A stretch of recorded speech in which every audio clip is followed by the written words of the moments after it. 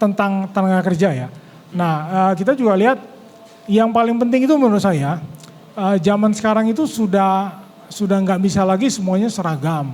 Terlalu sentralisasi, terlalu sentralis itu nggak bisa. Nggak hanya hard skill aja. Kita tadi ini kan ngomongin hard skill, tapi yang kedua juga soft skill. Orang sepinter apapun, secanggih apapun IT-nya, construction company misalnya dia experience beberapa perusahaan gitu ya, tapi cara komunikasinya kurang bagus saja, itu problem. Jalan ekonomi Pak Prabowo dan Pak Gibran adalah jalan ekonomi Pancasila sebenarnya. Inilah jalan tengah, jalan terbaik dari ideologi kapitalisme maupun sosialisme. Jadi dia bukan hanya pernah mengalami miskin, tapi waktu kuliah paham kenapa orang miskin.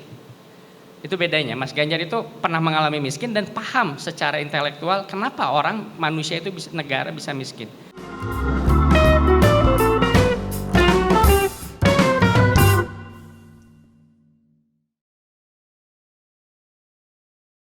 Selamat pagi, selamat datang di Safari 2024 dan kali ini gue bersama Lutfi dari Bijak Memilih. Lu apa jabatan pangkat lu di Bijak Memilih? Public Affairs Lead. Waduh, apa lagi Susah public kan? affairs? Kalau di Total Politik itu dari 10 karyawan 7-nya direktur. jadi kita Semuanya pemimpin. betul. Jadi kita ikut membantu pemerintah untuk menciptakan skill-skill dan jabatan-jabatan tenaga kerja yang lebih gagah. Mantap, Paling mantap. nggak di kartu nama. Keren. Iya. Keren. Langsung high skill soalnya direktur semua. Langsung high skill gitu. Cocok, bagus. Meskipun kita belum masuk ke padat karya tadi. Dan kali ini Vi, kita ini adalah kolaborasi Total Politik dengan Talent Hub dari Kementerian Tenaga Kerja dan juga Bijak Memilih. Ini kita akan ngomongin apa nih Vi hari ini Vi? Ya jadi hari ini kita mau ngomongin tentang ketenaga kerjaan. Karena isunya dekat sama kita, Bu. Nah, jadi kita mau lihat ini sebenarnya ngomongin tentang gimana sih lapangan kerja di Indonesia. Betul. Permasalahannya apa. Terus ini kan karena udah ada perwakilan-perwakilan juga nih ya. Benar. Dari tim-tim capres-cawapres yang Betul. akan berkontestasi di pemilu nanti nih. Pengen tahu idenya gimana nih menciptakan lapangan kerja. Terus knowing juga kita punya ada masalah apa?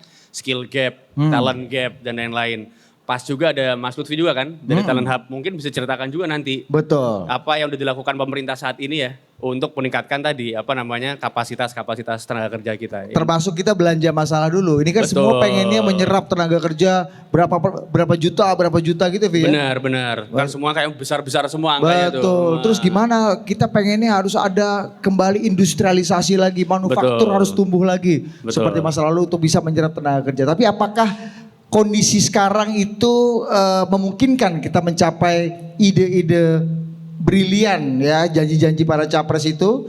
Nah, kita kenalin dulu nih Vi, para narasumber kita yang sudah hadir di sini dari pojok sana seperti yang lu udah ungkapkan tadi ya. Ada Mas Ahmad Lutfi, Managing Director Talent Hub Indonesia. Boleh tepuk tangan untuk Mas Lutfi. Nah, Talent Hub ini nanti diceritain juga deh. Talent Hub ini sebenarnya ngapain dan apa gunanya buat manusia-manusia rawan pengangguran kayak orang-orang ini ya. Kita lihat. Nah, lalu kita punya 3 perwakilan kandidat calon presiden yang visi misinya udah udah dirilis. Dan kalau mau lihat lebih detail dan membandingkan visi misi di antara 3 capres, silakan buka webnya Bijak Memilih. Benar, Bijak Ada ya? Memilih. Ada. Soal tenaga kerja ada juga ya? Ada. Tapi itu nanti, bentar lagi. Betul. Belum launch, bentar lagi. Betul. Di sebelah Lutfi ada Prof. Robi Muhammad, Direktur Narasi dan Konten dari TPN Ganjar Mahfud. Tuh, mantap. Tepuk tangan. Host 2045 TV masih gak sih? Masih. Pengasuh program Filosofi Robi. Ya, karena memang dia seorang filsufnya. Kita impor dari Kolombia. Sorry, tes. Oke. New Yorker. Oke, sebelahnya Kang Robi ini juga gara-gara dia bos. Semua orang tuh punya mimpi yang beda. Dulu waktu kita kecil kita pengen mimpi Rian ini dulu cita-citanya pengen jadi Habibie aja. Kalau nggak Habibie Benny Murdani itu aja kan cita-citanya, lahir pengen jadi Habibie atau Benny Murdani. Mau jadi tentara atau pengen jadi teknolog kan. Begitu ada orang ini cita-cita kita berubah semua. Pengen jadi orang yang ada di startup, bikin startup, pengen jadi teknolog dan gede di tech industri. Nah ini yang agak mendisrupsi sebenarnya cita-cita anak-anak muda nih. Benar. Dan sekarang beliau membantu di timnya Anies Baswedan dan Muhaimin Iskandar ada Mas Leontinus Alva Edison, co-captain dari timnas Anies Muhaimin, Mas Leo. Yes, terima kasih. Halo, salam kenal semua. Mantap. Paling newbie di sini. Yo, enggak dong. Enggak dong. Iya, karena kalau nggak ada Anda kita nggak belanja online. Benar. Iya. Kita kan menunggu belanja-belanja itu. Betul. Betul. Yang terakhir, ya ini yang kuning sendiri ya, ini yang paling lama dalam dunia tipu-tipu politik ya. Sekarang dia salah satunya yang nyalek di antara kita. Jadi forum kita ini forum silakan jual diri juga, Rian. Jadi bebas saja, ya kan silakan. Oh ya hati-hati. Rusak. Ini bisa menambah pengangguran baru kalau lo buka-buka baju itu ya. Ada Rian Ernest dari juru bicara dari TKN Prabowo Gibran, Rian Ernest. Selamat siang. Kasih. Betul, idola mama. Nah sekarang kita mulai dari mana nih Vi? Ini kita bicara mengenai tenaga kerja. Oke. Nyerap lapangan kerja. Gimana anak-anak muda katanya kan sekarang market leadernya ini Gen Z milenial nih. Benar. Itu terus dibilang. Benar. Tapi kita generasi juga yang paling resah soal masa depan. Salah Benar. satunya dapat kerjaan apa enggak? Benar. Oke. Jadi mungkin kita belajar dari ini dulu aja, kekerasan orang muda dulu kali ya, Bu. Ya. Orang muda kan sekarang susah katanya, nyari kerja susah.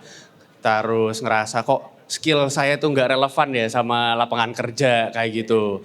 Terus ada lagi yang kalau udah apply terus di ghosting juga sama HR perusahaan, ternyata udah tutup kayak gitu. Ada juga yang ngirim CV tapi nggak jelas ngirim CV-nya gimana. Itu kan termasuk juga dari skill set tadi ya. Nah ini mungkin gue pengen langsung nanya ke Mas Mas Lutfi Lutfi aja dulu gitu ya. Jadi kan apa namanya di Talent Hub juga.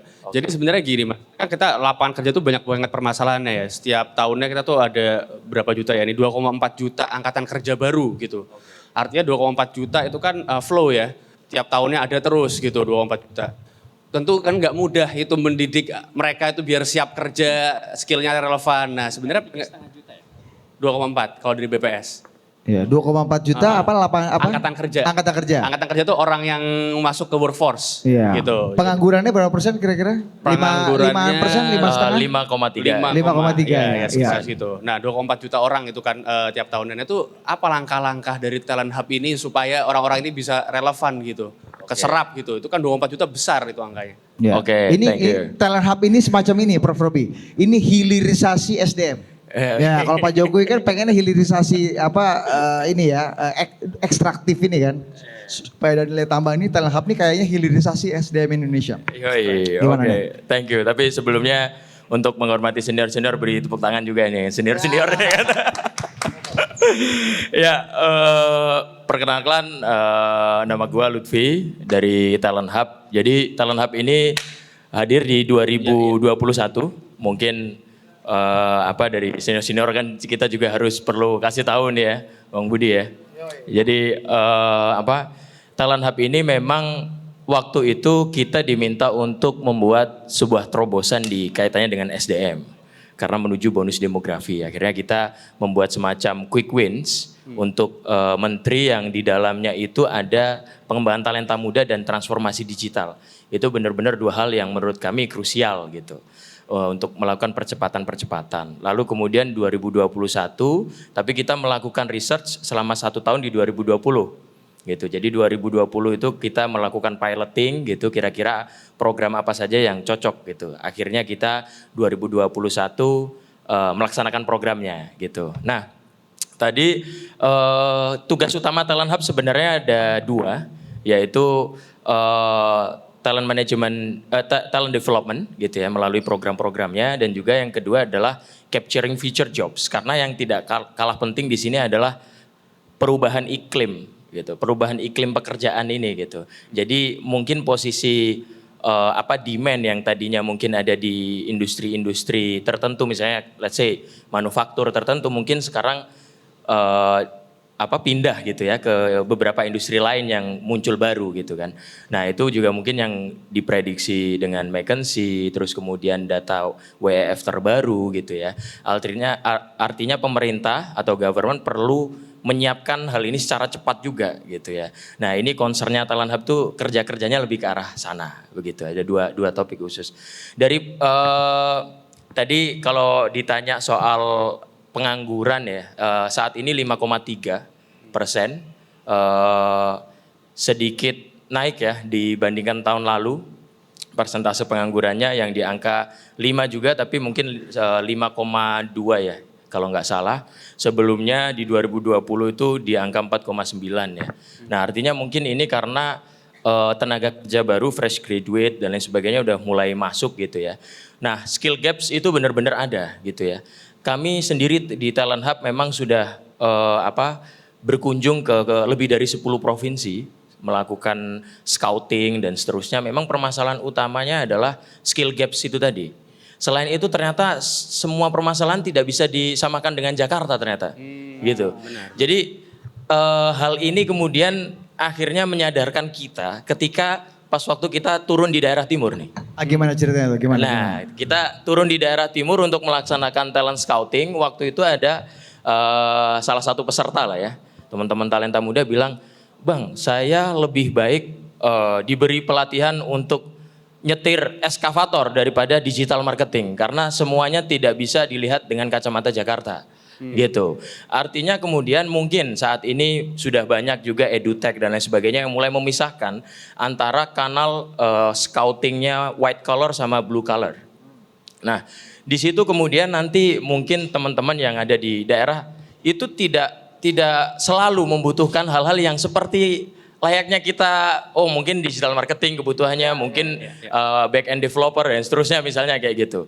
Walaupun secara demand di situ naik gitu ya, secara demand naik, tapi mungkin pengklasifikasian antara white collar dan blue collar ini rasionya nanti akan berbeda nih.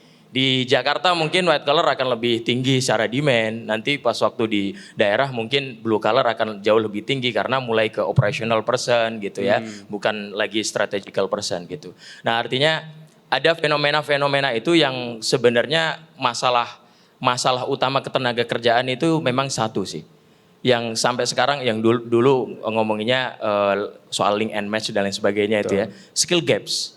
Sampai saat ini urusannya adalah skill gaps gitu. Nah, yang dilakukan oleh startup ya dengan melakukan mini bootcamp ya, pelatihan yang bisa diakses oleh semuanya. 25.000 penerima manfaat selama 3 tahun talenta muda di seluruh Indonesia oleh Talent Hub. Dan kita try to menyadarkan government bahwasanya untuk mengajari teman-teman di luar sana itu tidak mahal kok. Gitu, tidak mahal. Artinya bagaimana caranya kita menyediakan pelatihan yang relevan saja tapi memang mendetail. Gitu. 2 arah gitu ya, karena misalnya mini bootcamp kalau di Talent Hub ada namanya talent class 8 kali pertemuan. Pertemuan kelima prototyping semua akan pitching di pertemuan terakhir. Mungkin nanti kalau Leon udah bisa ngomentarin juga ya di sini nanti kira-kira mini bootcamp seperti itulah yang di ini. Tapi kebetulan akhirnya impactnya bergulir. Jadi multiplier effect itu yang sebenarnya kita harapkan. Jadi so far talent class, talent scouting adalah 2 program yang memang dirancang gitu ya, dirancang dan telah memiliki portfolio 25.000 talenta muda. Itu termasuk pengajar-pengajarnya juga disesuaikan dengan kebutuhannya Mas. Misalnya nih, ke daerah ini kayaknya pengajarnya supir eskavator batu bara deh, lebih cocok ya. Misalnya ini supir eskavator untuk kru kali gitu. Misalnya beda lagi ya. Daerah-daerahnya beda-beda gitu ya. Iya. Ininya beda juga ya, vehicle-nya beda juga ya. Itu ngomong supir eskavator itu SIM-nya pakai SIM apa Mas? Wah itu. Modal barangkali kan nyambi. Bener. Menarik di Gitu. Menarik. Okay. Sebenarnya mau menarik juga tadi kan bilang ya bahwa skill set yang dibutuhkan orang-orang Jakarta sama orang di luar Jakarta beda banget. Ya kan? Itu bisa diceritain gak sih Mas sebenarnya skill apa sih yang kalau secara nasional yang paling dibutuhkan oleh pelaku usaha tuh skill set yang kayak gimana? Jadi kan bisa juga nih masukan juga buat tim dari setiap capres ini kan juga ngerti ternyata pelatihan misalnya tadi supir eskavator tadi jangan-jangan supir eskavator paling gede buat selama ini. Jangan-jangan nggak ada yang tahu. Nah itu sebenarnya skill set apa yang paling dibutuhkan oleh pelaku usaha sekarang? Sebenarnya sih gini ya, mungkin kaitannya dengan kebijakan government yang siapapun nanti capresnya ke depan gitu ya. Capresnya udah ada. Siapapun presidennya.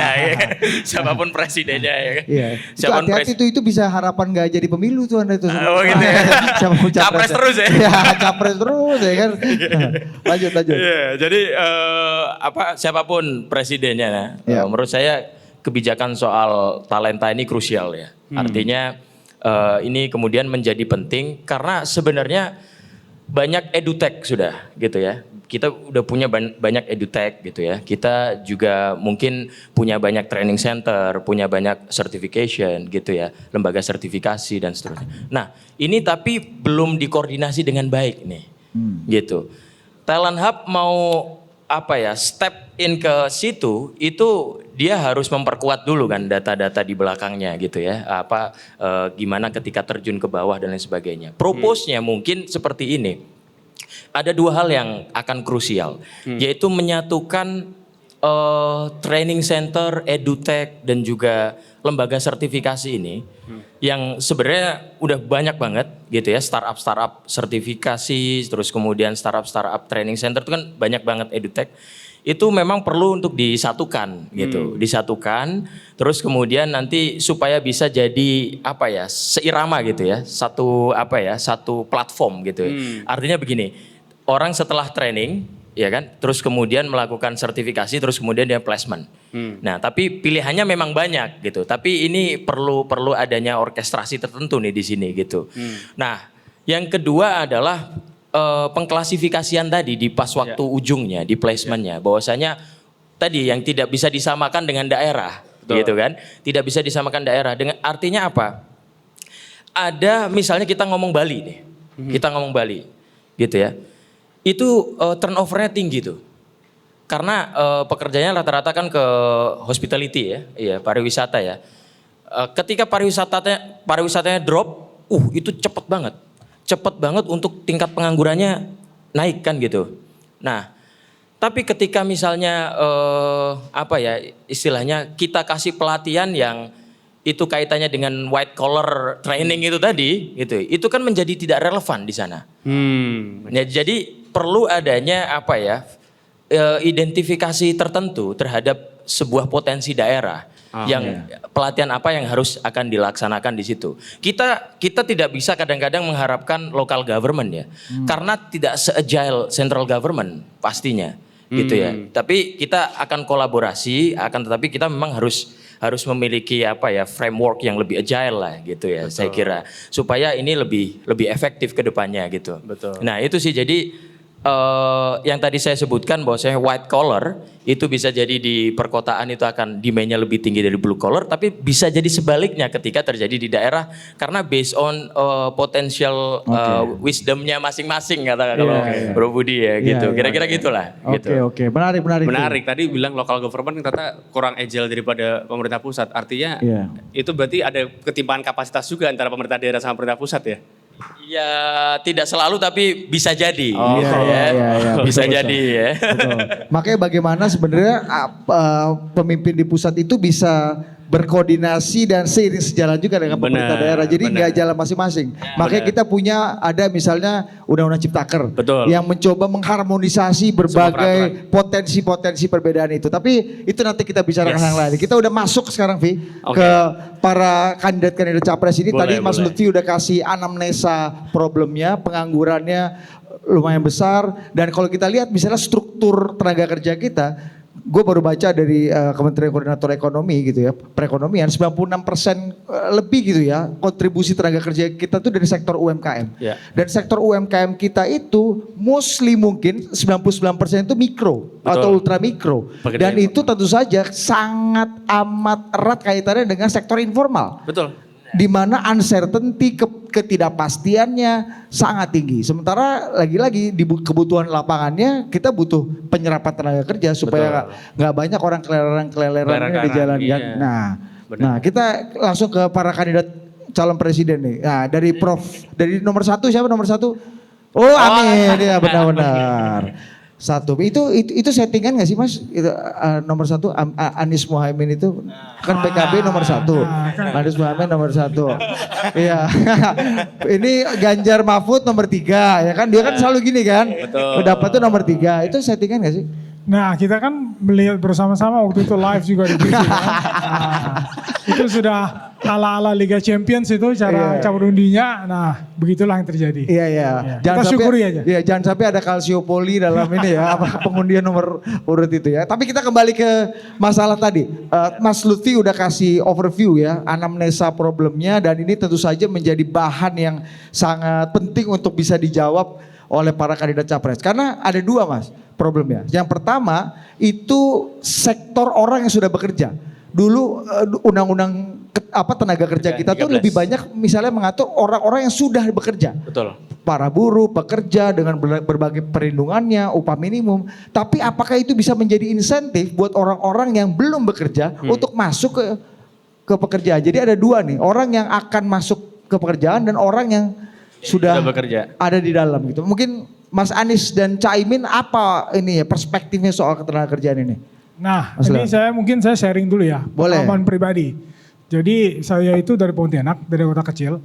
Nah, waktu saya pertama kali di Jakarta, saya itu sangat terkagum-kagum dengan apa yang terjadi di Jakarta. Kenapa? Menurut saya hampir semua skill tentu saja dibarengi dengan kerja keras, kita pasti bisa berkarya dengan baik, kita bisa mendapatkan penghidupan yang baik, macam-macam gitu. Saya misalnya ada yang suka musik, bisa berkarya, ada yang suka macam-macam lah ya, bisa berkarya dengan baik, tapi tidak seperti itu kejadiannya kalau di kota kecil. Di saya sendiri, saya dari Pontianak, kalau kita lihat itu faktanya adalah kesempatannya tidak sama gitu. Banyak sekali kesempatan tidak sama. Kalau misalnya kita sebagai pedagang misalnya ya, entrepreneurs gitu, pedagang, kebanyakan kan memang toko kelontong, UMKM, bahkan ultra mikro kan, bukan cuma sekedar kecil menengah tapi ultra mikro gitu. Nah, tapi kalau kita lihat kenapa ada beberapa orang yang secara ekonomi dan situasi jauh lebih baik daripada orang-orang lainnya. Nah, ini orang-orang ini mereka itu punya resource, punya tenaga untuk bisa pergi ke kota besar. Jadi mereka ke-expose dengan berbagai macam network, dengan misalnya kalau dari sisi bisnis ada distributor nasional, ada juga prinsipal-prinsipal nasional bahkan multinasional gitu. Nah, orang-orang seperti itu yang punya akses, makanya mereka bisa situasinya jauh-jauh lebih baik dibanding dengan banyak sekali orang-orang di daerah itu gitu. Nah, makanya apa yang terjadi? Generasi orang tua saya, kami itu mati-matian mereka akan mengirimkan anaknya keluar. Pendidikan pasti lebih baik di berbagai kota besar di Jawa gitu. Kesempatan kerja, kesempatan memiliki penghasilan jauh juga lebih baik di sini gitu. Nah, kemudian kalau kita lihat dari sudut pandang konsumen pun, produk dan layanan dan jasa, semuanya jauh lebih baik di sini. Ya itu yang saya ngerasain. Air mineral saja harganya lebih bagus di sini, lebih bisa diakses dan lebih gampang diakses di kota-kota besar, harganya juga lebih oke. Nah itu pengalaman saya pribadi gitu. Nah makanya menurut saya ini sangat-sangat relevan dengan kehidupan saya sehari-hari, di mana prinsip Indonesia adil dan makmur untuk semua itu benar-benar sesuatu yang kena banget di hati saya, dan saya yakin sekali dengan konsep seperti ini. Saya juga sudah menjalankan ini ketika saya membangun karir dan bisnis saya di perusahaan sebelumnya. Nah yang ini menurut saya disebutkan di sini iya, sebaiknya tidak. Sebaiknya nggak disebutkan. Nah ini menurut saya ini benar-benar konsep yang oke gitu. Nah kemudian tentang tenaga kerja ya. Nah kita juga lihat yang paling penting itu menurut saya zaman sekarang itu sudah nggak bisa lagi semuanya seragam. Terlalu sentralisasi, terlalu sentralisasi itu nggak bisa. Jadi customize gitu ini pengalaman saya terutama di digital dan teknologi ya. Bukan sekedar jargon ini. Jadi konsep-konsep seperti personalization, kemudian hyperlocal itu sangat-sangat bisa diterapkan jika kita mempunyai mindset bahwa kita tahu ini apa yang terjadi di Indonesia, kota-kota, provinsi-provinsi, berbagai macam pulau, itu semuanya karakteristiknya beda-beda.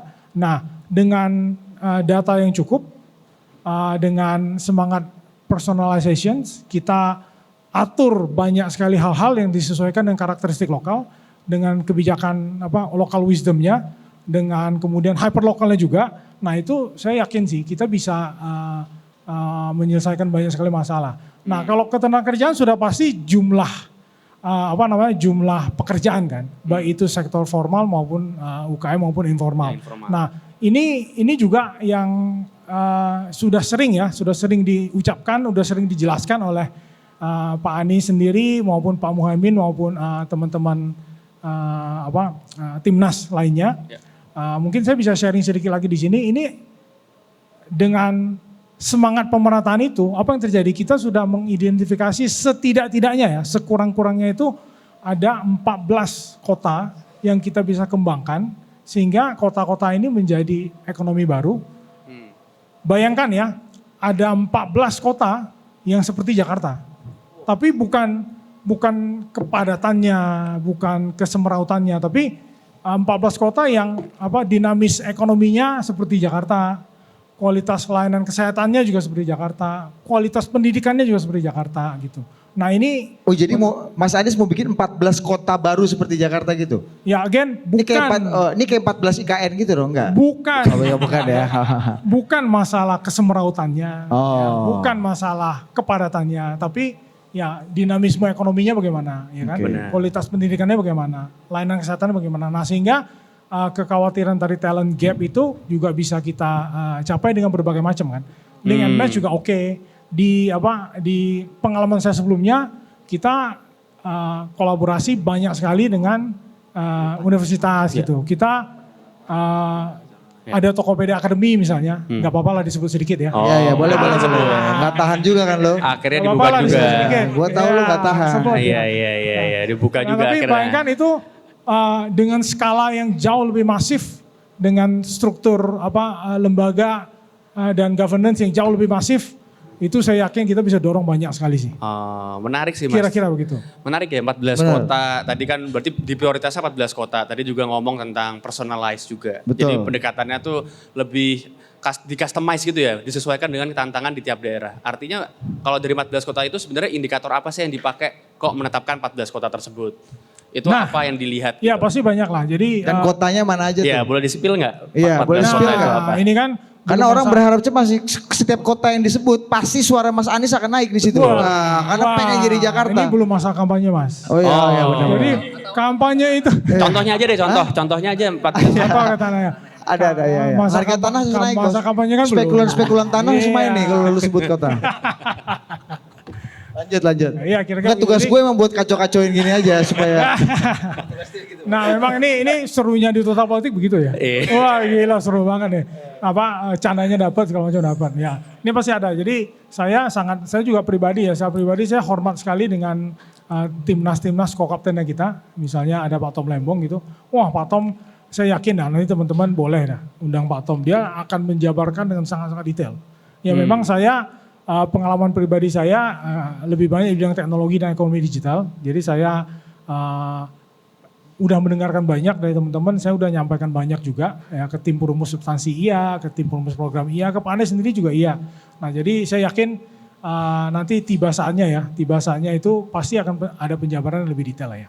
Oh, jadi belum bisa di-spill nih.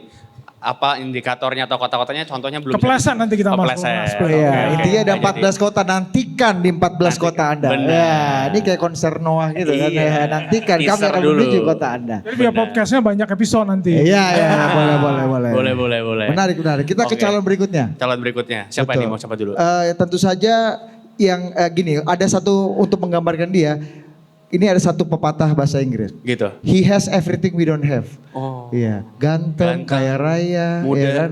Muda, berkuasa, Bernas, terengginas. uang terbanyak, ya kan segala macam. Pokoknya dia punya semua yang kita nggak punya. Hah? Gue kalah, gue nyerah, gue lempar kancut putih lah kalau udah bersaing sama lo. Jadi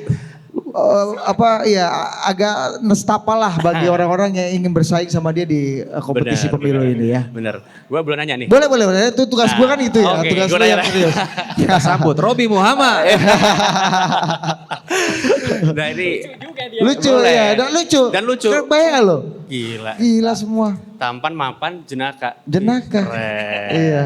Oke, pertanyaan Mas Rian. Dan teman Kurawa, teman Kurawa lagi. Anda temannya Kurawa kan? Kan harus berima. Ayo lanjut Lutfi. Kamu jangan terkecoh sama saya. Ayo lo ambil alih. Lo harus ambil alih nih. Ayo. Ntar bercanda mulu kita ke. Uh-uh. Oke, jadi pertanyaan gini. Ini kan sebenarnya pemerintah saat ini kan kemarin udah mengeluarkan undang-undang cipta kerja gitu ya. Dengan semangat untuk melakukan deregulasi. Jadi regulasi itu menjadi lebih pasti buat investor sehingga lapangan kerja jadi lebih gampang dibuka. Nah sebenarnya pengen tahu nanti di visi atau mungkin program kerja yang akan datang, apakah undang-undang cipta kerja akan terus dilanjutkan sampai peraturan lebih teknis dan bagaimana sih kita pengen melihat juga implementasi undang-undang cipta kerja ini nanti seefektif apa akan membuka lapangan kerja di nanti kalau misalkan Prabowo Gibran terpilih misal? Ya, ngerti. Thank you Mas Lutfi. Mungkin untuk menjawab itu banyak aspek ya, tapi sebenarnya dari cipta kerja itu kan membuat lebih mudah lah ya supaya pelaku usaha maupun tenaga kerja buat bisa turut masuk di dalam pasar kerja gitu ya. Tapi ada beberapa catatan misalnya. Dari Pak Prabowo Gibran merasa bahwa kita harus memberikan insentif juga nih sebenarnya buat perusahaan supaya lebih lebih mudah menyerap tenaga kerja yang muda sebenarnya. Jadi salah satu program Pak Prabowo untuk misalnya menyerap tenaga kerja muda lebih cepat adalah mendorong perusahaan untuk menempatkan angkatan kerja berusia 18 sampai 24 tahun sebagai karyawan. Tapi dibantu juga dengan subsidi premi asuransi selama 12 bulan, selama setahun lah ya. Intinya untuk mempercepat tenaga kerja muda itu masuk dulu ke dalam perusahaan. Oke. Itu misalnya satu aspek. Ini gitu ya. sektor formal berarti ya? Itu sektor formal. Sektor formal Itu dong. formal dulu nih, kita berangkat dari formal. Oke. Gitu. Dan kembali ke sektor formal tadi, nantinya kita akan ada berbagai macam kredit usaha. Ini bicara sektor formal dan anak muda ya. Kredit usaha industri hilir UKM disiapkan. Kredit untuk usaha startup disiapkan. Terus kredit, ini mungkin akan ada detail lebih lanjut, kredit khusus buat milenial dan Gen Z. Terutama pada bisnis, inovasi dan teknologi. Tapi kan seperti Mas Lutfi bilang, kan itu kan agak Jakarta sentris kayaknya. Nah, sebenarnya gagasan yang lumayan menonjol dalam tim perumus visi misi Pak Prabowo Gibran adalah sebenarnya ini pendanaan, pendampingan untuk gerakan ekonomi kerakyatan. Apa itu? Simple sih, mendirikan pusat kewirausahaan di tingkat kabupaten. Karena kalau terlalu sentralistik itu tadi, yang paling tahu potensi lokal di situ kan memang masyarakat di situ kan. Jadi di tingkat kabupaten nanti akan ada seperti itu. Kalau ini semakin bagus, ini tuh akan melengkapi program unggulan lainnya sebenarnya. Yaitu apa? Makan siang gratis di sekolah sebenarnya. Sama susu juga tuh ya? Jujur saya nggak tahu susu masuk atau nggak, jujur saya nggak tahu. Oke. Tapi makan siang gratis di sekolah. Jadi ini akan mendorong atau menjadi katalisator buat sektor ekonomi lokal kan. Pangan yang lokal juga. Kita nggak mau lah dikit-dikit beras, dikit-dikit nasi. Jadi ini juga akan mendorong pengusaha-pengusaha baru yang saya membayangkan nanti Mas Leon juga kan pernah di usaha yang lumayan komplit ya. Membayangkan bagaimana logistik sistemnya, storage sistemnya gimana, make sure makan siangnya juga gizinya baik, harganya oke, mendorong ekonomi lokal tapi juga aman gitu. Kan ini seru banget sebenarnya sebagai semacam lab bagi para pengusaha lokal juga. Itu sih untuk sektor yang tadi ya lebih ke informal di daerah. Dan berikutnya lagi izin nyontek karena banyak banget. Iya betul. Ini Sebenarnya- tentu gue ngerti ini bidang yang gak terlalu lu kuasai sebenarnya ya. Betul. Iya. Makanya Iya. di kali ini lu kelihatan. Ada kekurangan dan sesuatu kekurangan itu. Betul. Iya, betul. Ini kelihatan nyontek HP-nya agak banyak. Iya. Tapi terakhir sebenarnya bicara buat talenta muda ke depan, memang kritik saya teringat kok. Salah satu CEO dari sebuah perusahaan besar mengkritik pemerintahan Pak Jokowi bahwa dana riset kita kurang. Ya memang iya, kita dana risetnya lumayan kecil. Sehingga untuk membuat ideation baru, inovasi baru menjadi agak terbatas. Jadi ke depannya Pak Prabowo Gibran juga untuk mendorong talenta muda, khususnya di bidang teknologi, akan disiapkan dana riset dan teknologi inovasi 1,5 sampai 2% dari kue ekonomi nasional. Nah, ini semua memang nggak bisa saya jawab tahun berapa akan terlaksana, termasuk makan siang gratis. Kan nggak mungkin tiba-tiba seminggu langsung Langsung seluruh gratis. nasional ya. Tapi itulah langkah-langkah yang disiapkan untuk kembali mendorong talenta muda dan pergerakan ekonomi nasional juga di berbagai sektor. Oke. Gitu. Ini menarik tadi. Sebenarnya kalau gue lihat tadi ya Bud ya, banyak banget programnya tuh yang berdasarkan, berarti kan penganggarannya dananya dari APBN semua tuh kalau kita lihat tadi ya. Yes. Tadi premi asuransi tuh bisa diceritain nggak Mas tuh gimana sih sebenarnya premi asuransi? Jadi kan bukannya memang semua pekerja itu memang sudah dapat asuransi dari pemberi kerja ya? Apakah tuh ada peran negara lagi memberikan subsidi Betul. asuransi lagi? Tapi sebenarnya kan itu bisa dialokasikan mungkin untuk dana riset atau yang lain. Betul. Itu apa sih rasionalnya kenapa itu yang dimasukin? Premi Sebenarnya- asuransi ini hampir agak-agak mirip dengan ide populis BPJS gratis gitu Benar. misalnya gitu Iya, ya. mirip. benar-benar. Cuma Betul. beda nama Cuma beda aja. nama doang, Ah. beda cover. Sebenarnya kita tuh ingin memberikan insentif lah bagi pelaku usaha supaya yuk lebih tergerak mendorong menyerap tenaga kerja muda. Tapi memang menarik ada beberapa pertanyaan, itu duitnya dari mana? Betul. Iya. Dari APBN terus dari mana? Jadi salah satu program utama Pak Prabowo Gibran adalah membentuk badan baru yang lumayan sentralistik dan lebih bergigi, lebih tajam. Kalau saya nggak salah namanya Badan Penerimaan Negara kalau nggak salah. Iya. Oh. Jadi ini untuk nge-boost memang rasio pendapatan ratio. kita dari tax ratio. Ini memang PR kita semua dan saya yakin setiap calon presiden pasti ingin tax ratio kita lebih meningkat. Nah, kita harapkan dengan lebih aktifnya kita mendapat penerimaan, hal-hal ini yang lumayan esensial tapi mungkin gak terkerjakan selama ini belum optimal itu bisa tercapai. Gitu. Tapi intinya Pak Prabowo Gibran tetap akan melaju dengan narasi keberlanjutan ini ya. Melanjutkan Ya. apa yang udah Melanjutkan yang sudah baik, menyempurnakan yang belum baik. Asik. Asik. Ya, agak Masuk belum baik itu apa? Iya, yang belum baik apa tadi? Tadi diucapkan Ya. oleh saudara saya dari Iya. Kemenaker, Benar. Karena oke, ya berikutnya dari kubu oposisi baru TPN Ganjar, silakan. Oh enggak, masih keberlanjutan nggak, Mas Ganjar, Prof? Mas Ganjar masih membawa narasi keberlanjutan nggak? Indonesia lebih baik. Apaan sih keberlanjutan? Lebih baik. Lebih baik itu gimana? Coba dijelasin ya. Mau langsung aja ya. Iya. Jadi gimana, Kang Robi? Sudah berapa baliho yang diturunkan oleh Pol PP? Tenaga kerja. Ini karena penting ya. Jadi masuk akal nggak tadi itu 14 kota baru, badan penerimaan negara? Gini, sebelum saya tahu kadang di diskusi pilpres ini apa itu orang apa detailnya gimana? Oke lah itu kita address ya. Cuman jangan sampai kita fokus ke yang sangat detail. Terus jangan-jangan tapi ini solusi yang salah untuk problem yang salah. Gimana? Jadi saya pengen dulu masuk dulu, problem kita apa itu dulu. Dari tadi udah terutama dari Mas Lutfi tadi itu sangat penting ya. Jadi sebelum kita ke detail apa itu, jangan-jangan kita ngasih program detail untuk masalah yang sebetulnya bukan masalah gitu. Nah itu kan bahaya. Yang gejala justru ya, bukan akar masalahnya. Misallocation of resources kan gitu. Nah saya pengen terutama untuk teman-teman, apa yang disampaikan tadi juga bahwa setiap tahun 2,5 juta, isu lapangan kerja itu adalah isu nomor 1 bagi kami, itu nomor 1 masalah utama di Indonesia. Itu isu lapangan kerja. Bukan soal pengangguran kita lumayan rendah lah ya, cuman kan itu tadi terus naik apalagi kita punya bonus demografi. Jadi ini nambah terus, maka itu ketika kita ngomong pertumbuhan 7%, ini kita bukan so optimis, bukan apa-apa, tapi harus. Kalau kurang dari 7%, yang setiap tahun masuk itu nggak akan kerja. Jadi pertanyaannya bisa nggak? Bukan itu pertanyaan. Harus bisa. Kalau nggak artinya kita membiarkan rakyat kita nganggur. Itu yang bahaya. Jadi saya pengen mindset kita bener dulu gitu loh. Bahwa kalau nggak 7%, ya apa yang masuk kerja sama yang masuk ke lapangan kerja itu akan gapnya besar banget. 7% itu minimal. Susah, ya emang susah. Tapi itu challenge untuk semua capres, cawapres yang ada, menurut kami itu. Ya ayo kita berdebat mana yang paling lebih mungkin. Tapi itu dulu, karena kalau kurang dari 7%, ya kita realistis. Ya realistis gimana mau biarin anak-anak bangsa nganggur? Ya enggak dong, kita harus mumpung ini masih kampanye, masih tataran ide, kita harus rumuskan gimana yang paling mungkin. Itu dulu jadi ya, jadi mindsetnya itu menurut saya harus dirubah dulu, bahwa ini urgensi, ini bukan kita angka 7 optimis, enggak. Kalau nggak kurang dari 7%, rakyat Indonesia nganggur lebih banyak daripada yang kerja. Itu bahaya banget. Bahaya banget. Jadi ini masalah penting gitu. Meskipun ini tadi saya dapat info mungkin ini teknokrat banget. Iya. Tapi ini masalah penting dan kita tahu pengangguran yang tidak terkendali, apalagi ada bonus demografi, itu akan masalah sosial kemana-mana. Jadi this is a really important problem. Jadi happy kita bisa diskusiin ini ya. Itu dulu satu ya. Nah, apa lagi jadi? Saya nanggepin dulu aja mungkin ya.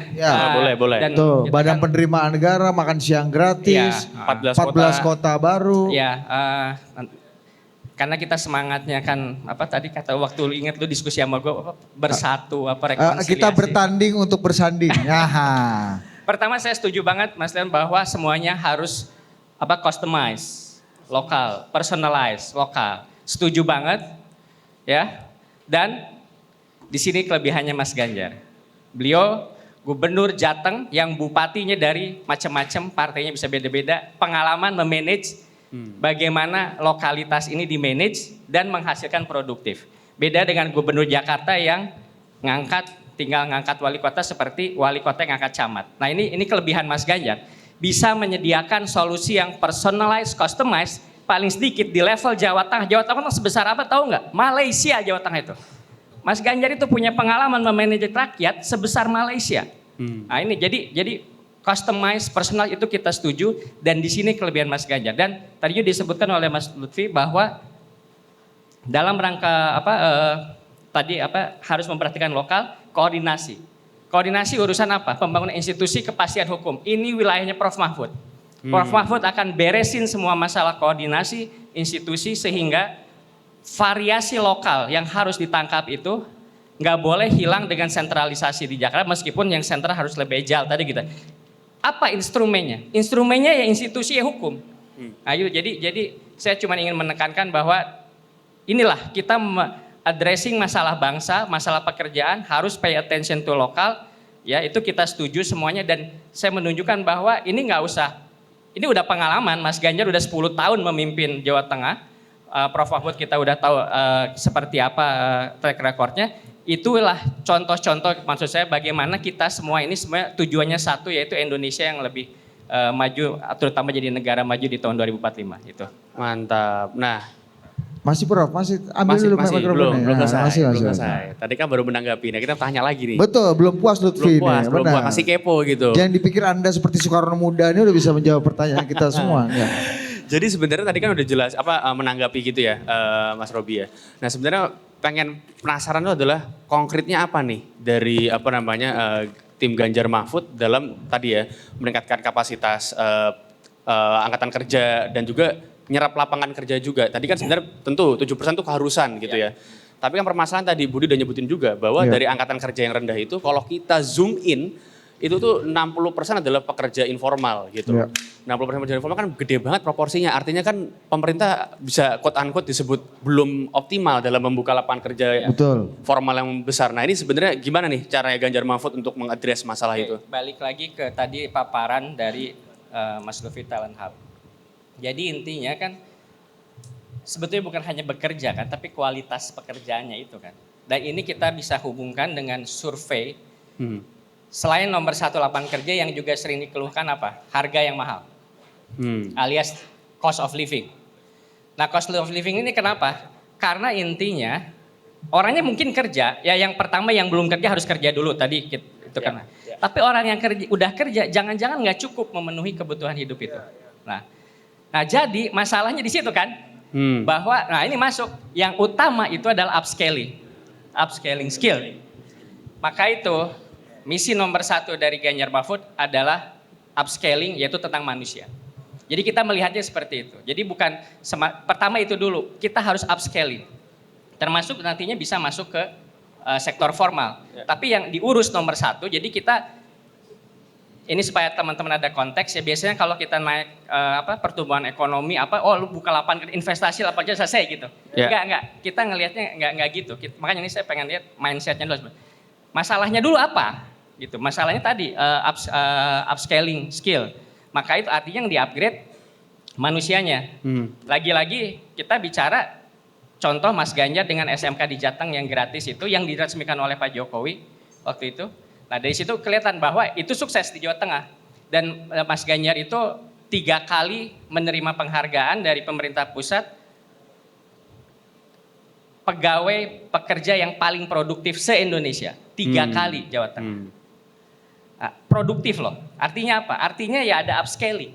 Lewat apa? Salah satunya program SMK yang sudah sukses Jawa Tengah yang jika nanti terpilih Mas Ganjar akan extend ini menjadi skala nasional. Oh yang Pak Jokowi waktu itu ke situ ya Kang ya? Yang Pak Jokowi ke situ dan bilang ini percontohan ya? Iya betul.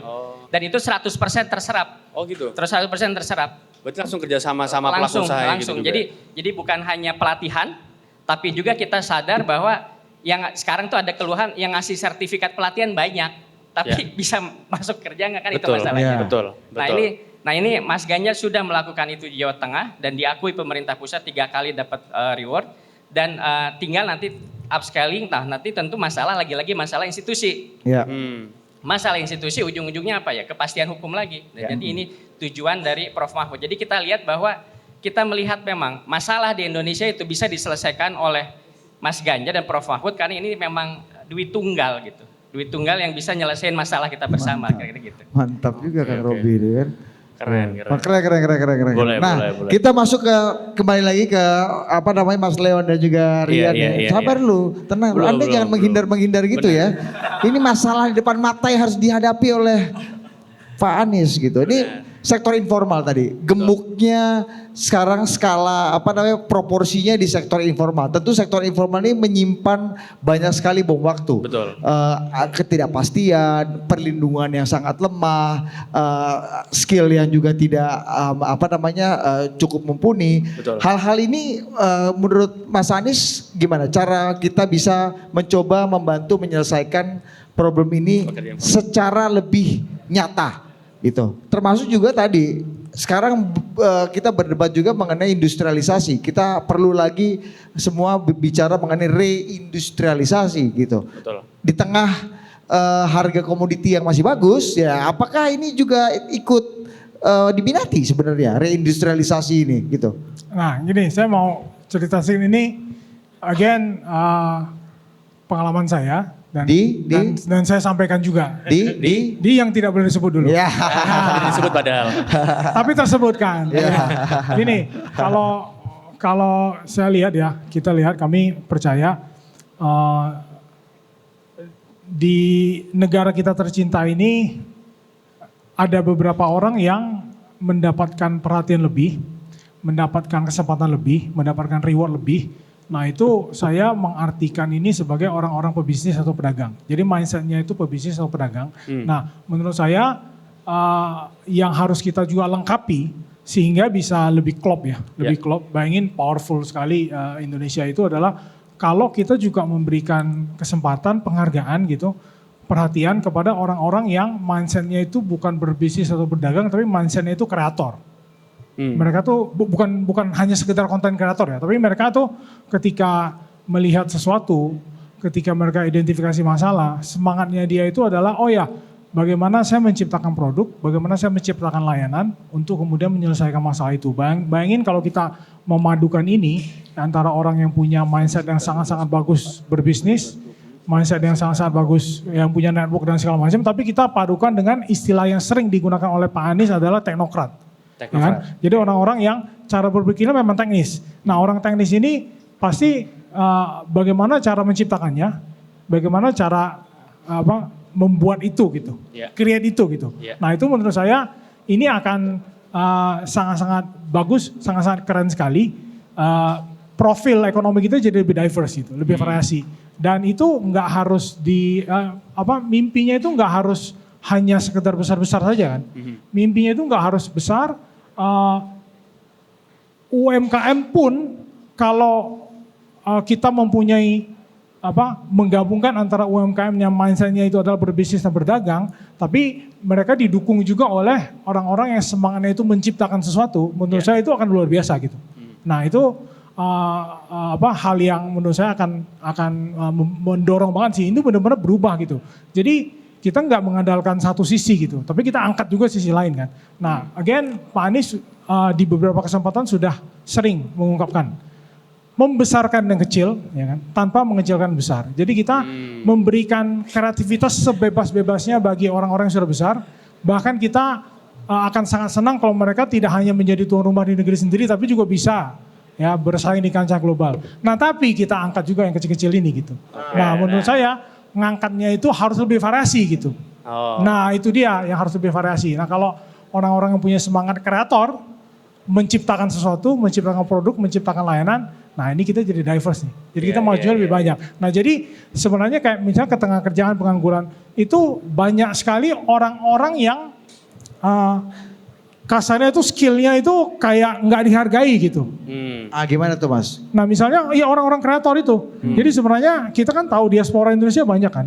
Nah orang-orang yang levelnya itu kalau saya lihat masalah, semangat saya itu langsung saya mau bikin sesuatu. Kalau di dunia teknologi ya udah langsung saya coding untuk ciptakan suatu aplikasi atau apapun itu gitu. Nah orang-orang seperti ini kalau kita tidak memberikan mereka perhatian kesempatan juga, nah ini larinya kemana? Ada gitu. Makanya kita tahu banyak diaspora Indonesia, mereka jadi engineering team di perusahaan-perusahaan teknologi kelas dunia di luar sana. Nah itu banyak. Nah kenapa? Ya kenapa kita nggak kasih mereka kesempatan gitu. Nah itu jadi beda gitu. Jadi itu ada orang-orang yang mungkin sudah dapat pendidikan, sudah dapat kesempatan, tapi menurut saya ya deep down inside, core of everybody karakter itu beda-beda gitu. Nah bayangkan ada orang yang memang belum sedewasa itu, tapi karakternya mereka itu adalah kreator gitu. Oke. Nah ini kita harus boost gitu. Nah ketika mereka dapat kesempatan, mereka tuh juga bisa ciptain variasi-variasi ekonomi baru gitu. Nah makanya dengan kita lebih merata, ya kan, konsep-konsep keadilan untuk semua tuh itu sebenarnya. Jadi nggak cuma quick win itu memang ada satu hal yang sudah bagus, yang sudah lebih effortnya lebih kecil, tapi impactnya lebih besar. Kita fokus di situ, itu quick win memang benar. Tapi kita kan tidak membangun negara kita tercinta ini hanya untuk short term kan. Betul. Kita maunya transisinya bagus gitu. Quick win yang bisa tetap BAU, ya istilah tech lah ya, sorry ya. Kadang-kadang gua agak-agak. Ya. Semakin kita nggak ngerti, semakin menang, amin ya. Terusin. Kita nggak boleh disrupt juga business as usual gitu. Tapi kalau kita bisa membangun fondasi ekonomi baru untuk ke depan, sehingga nanti penyerapan tenaga kerjanya juga orang-orang yang mindsetnya itu beda-beda gitu. Nah ini menurut saya akan game changing banget dan akan keren banget untuk Indonesia. Nah, ini menarik banget, Jadi kan intinya kubu Anies Caimin ini pengen mendorong banyak kreator. Banyak kreator. Contohnya banyak leon-leon baru lah nanti. Betul. Nah, cuman caranya gimana itu banyak kreator tadi itu kan nggak gampang. Kalau kita lihat datanya juga ya Mas, sebenarnya kalau dari pengusaha lokal, maksudnya UMKM yang di sektor informal tadi ya, pekerja informal kan 60%, kebanyakan UMKM dan usaha mikro. Itu ternyata pengangguran paling kecil tuh lulusan SD itu paling sedikit. Iya. Tingkat pengangguran yang paling banyak malah tinggi. SMK S1 itu paling banyak. Pendidikan. Artinya kan mungkin ya ini nggak tahu, bisa jadi gue salah, tapi yang bisa gue tangkap dari data ini adalah artinya orang itu kan kalau misalkan lulusan SD mungkin dia dari kelompok berpenghasilan rendah. Artinya dia nggak punya pilihan untuk bekerja atau nggak bekerja gitu. Jadi dia harus bekerja apapun ya kan untuk live check by check. Nah kalau kayak gitu tuh apakah bisa didorong juga untuk menjadi kreator? Tadi kan kalau gue nggak tahu apakah lu juga lulusan SD atau terakhir lulusan apa gitu kan untuk menjadi kreator. Betul. Gitu kan untuk menjadi kreator kan susah. Dan kebanyakan kalau gue survei-survei juga ya, itu UMKM mikro itu mereka memang nggak, prospeknya bukan bisnis, dia cuma live check by check by check. Jadi cuma untuk melengkapi basic necessities. Betul, harian ya. Pokoknya apa yang aku produksi hari ini itu untuk aku menghidupi diriku hari ini. Benar, gak usah jauh-jauh diajak masuk ke platform digital, gak usah lah Mas, orang juga supir-supir sih bos, ini yang dagang. Lu tau gak orang dengan tadi skala tadi itu banyak juga jadi kreator. Kayak misalnya kita waktu kecil pasti kan gak Mas? Kita waktu kecil ada tukang-tukang jajanan di depan sekolah kita, itu ada yang jual-jual piti-piti ayam gitu diwarna-warnain. Nah, itu kan kreator juga tuh, kreatif juga. Kan? Nah, itu talenta digital juga. Betul. Talenta kreatif. Jadi gimana tuh Mas? Mengangkat yang kecil tadi jadi kreator-kreator besar kayak leon-leon baru ini lah, perlu. Bisa gini, mungkin saya setuju juga dengan ini. Terlalu detail mungkin masih jauh lah ya. Kita konsep dulu ya, mindset dulu. Jadi contoh kayak gini, ambil paling simpel lah di dunia digital dan teknologi dan startup sekarang ini. Kalau teman-teman lihat, kita sama-sama lihat, yang bersinar itu siapa? Yang bersinar itu adalah orang-orang software yang bikin aplikasi, ya kan, bikin web applications, bikin mobile apps. Itu software gitu. Nah sedangkan kita tahu kalau kita ngomongin teknologi itu software, hardware, dan brainware. Nah kenapa kita tidak mendorong orang-orang yang mindsetnya itu menciptakan sesuatu di bidang hardware? Kita ngomongin IoT tapi saya tahu beberapa guru profesor dari ITB termasuk beberapa mahasiswa mereka udah explore IoT kemana-mana. Tapi ini memang again ekosistemnya harus didorong situ gitu. Support sistemnya juga harus didorong situ. Jadi menurut saya bisa gitu. Nah again ini kita harus buka ya. Kita mindsetnya kita tuh begini. Kita tuh jangan misalnya kalau ada problem nih. Mindsetnya saya selalu saya shopping around. Saya lihat nih, di Korea ada ini, di China ada ini, di US ada ini, di Eropa ada ini. Kemudian saya shopping around, saya bawa ke sini, ya kan. Which is kadang-kadang juga belum tentu sesuai dengan local wisdom. Kesannya kayak saya memaksakan solusi yang karena ini jalan di negara yang lebih maju dari kita, ini pasti jalan juga di sini gitu. Nah, tapi ada satu sudut pandang lain, kalau orang-orang yang menurut saya kreator ini ketika dilihat masalah, dia shopping around-nya tuh bukannya lihat-lihat produk yang sudah jadi bawa ke sini kemudian dijual dan ambil margin doang gitu. Oke. Tapi ya gimana saya ciptain itu gitu. Nah, ya pengalaman saya pribadi banyak bersinggungan sih sebenarnya dengan orang-orang yang dia bisa bikin transponder gitu. Dia bisa bikin macam-macam gitu. Tapi memang kita harus dukung mereka dengan skala besar. Karena kalau skala ekonominya tidak besar, nah ini bermasalah. Jadi menurut saya bisa gitu. Ayo kita dorong mereka gitu. Kita sekarang udah menurut saya ke depannya nih pasti akan mulai muncul teknologi entrepreneur yang tipenya beda yang kayak saya yang software. Yang aplikasi itu pasti beda. Dan saya yakin kan orangnya udah ada gitu. Nah kita perlu dukung mereka gitu. Ya menarik. Langsung kita geser aja nih. Kita geser ke Rian. Gue pengen dapat tanggapan Mas Rian. Siap, Mas. Tadi kan udah disebutin juga ya dari Mas Leo terkait addressing the informality job gitu. Nah kalau dari kubu Prabowo Gibran sendiri gimana sih melihat gendutnya komposisi sektor informal di Indonesia? Langkah-langkah apa untuk mengurangi sektor informal ini? Sama masuk akal gak sih ini kita menciptakan kreator-kreator gitu. Jangan-jangan yang kita butuhin ini infrastrukturnya Pak Basuki ini supaya lebih banyak lagi pekerja yang nyangkul-nyangkul, ngaspal-ngaspal gitu-gitu yang lebih padat karya. Karena kalau di kreator-kreator dan perusahaan teknologi banyak yang menganggap bahwa enggak ini padat modal aja. Tidak menyerap banyak tenaga kerja. Ini gimana? Menarik. Again, sebenarnya salah satu keunggulan pasangan Prabowo Gibran adalah Mantap. Karena Mas Gibran ini sebelum menjadi wali kota Solo adalah entrepreneur UMKM. Jadi coba kita lihat Anies, Muhaimin, Ganjar, Mahfud, Prabowo, Gibran. Yang pelaku UMKM setahu saya, koreksi saya kalau saya salah, cuma Mas Gibran. Satu. Tapi bukan cuma pengusaha UMKM, Mas Gibran pun pernah menjadi wali kota Solo, jadi mengerti juga alur birokrasi yang tadi Mas Lutfi sampaikan. Kadang-kadang antara birokrasi nggak saling ngomong nih. Nah jadi ada Mas Gibran yang bisa tahu lapangan seperti apa, dikomen dengan Pak Prabowo yang tegas. Ketegasan Pak Prabowo tidak mungkin menegasikan keunikan tiap daerah. Makanya ada tadi gerakan ekonomi kerakyatan. Tiap kabupaten tuh ada local wisdomnya lah.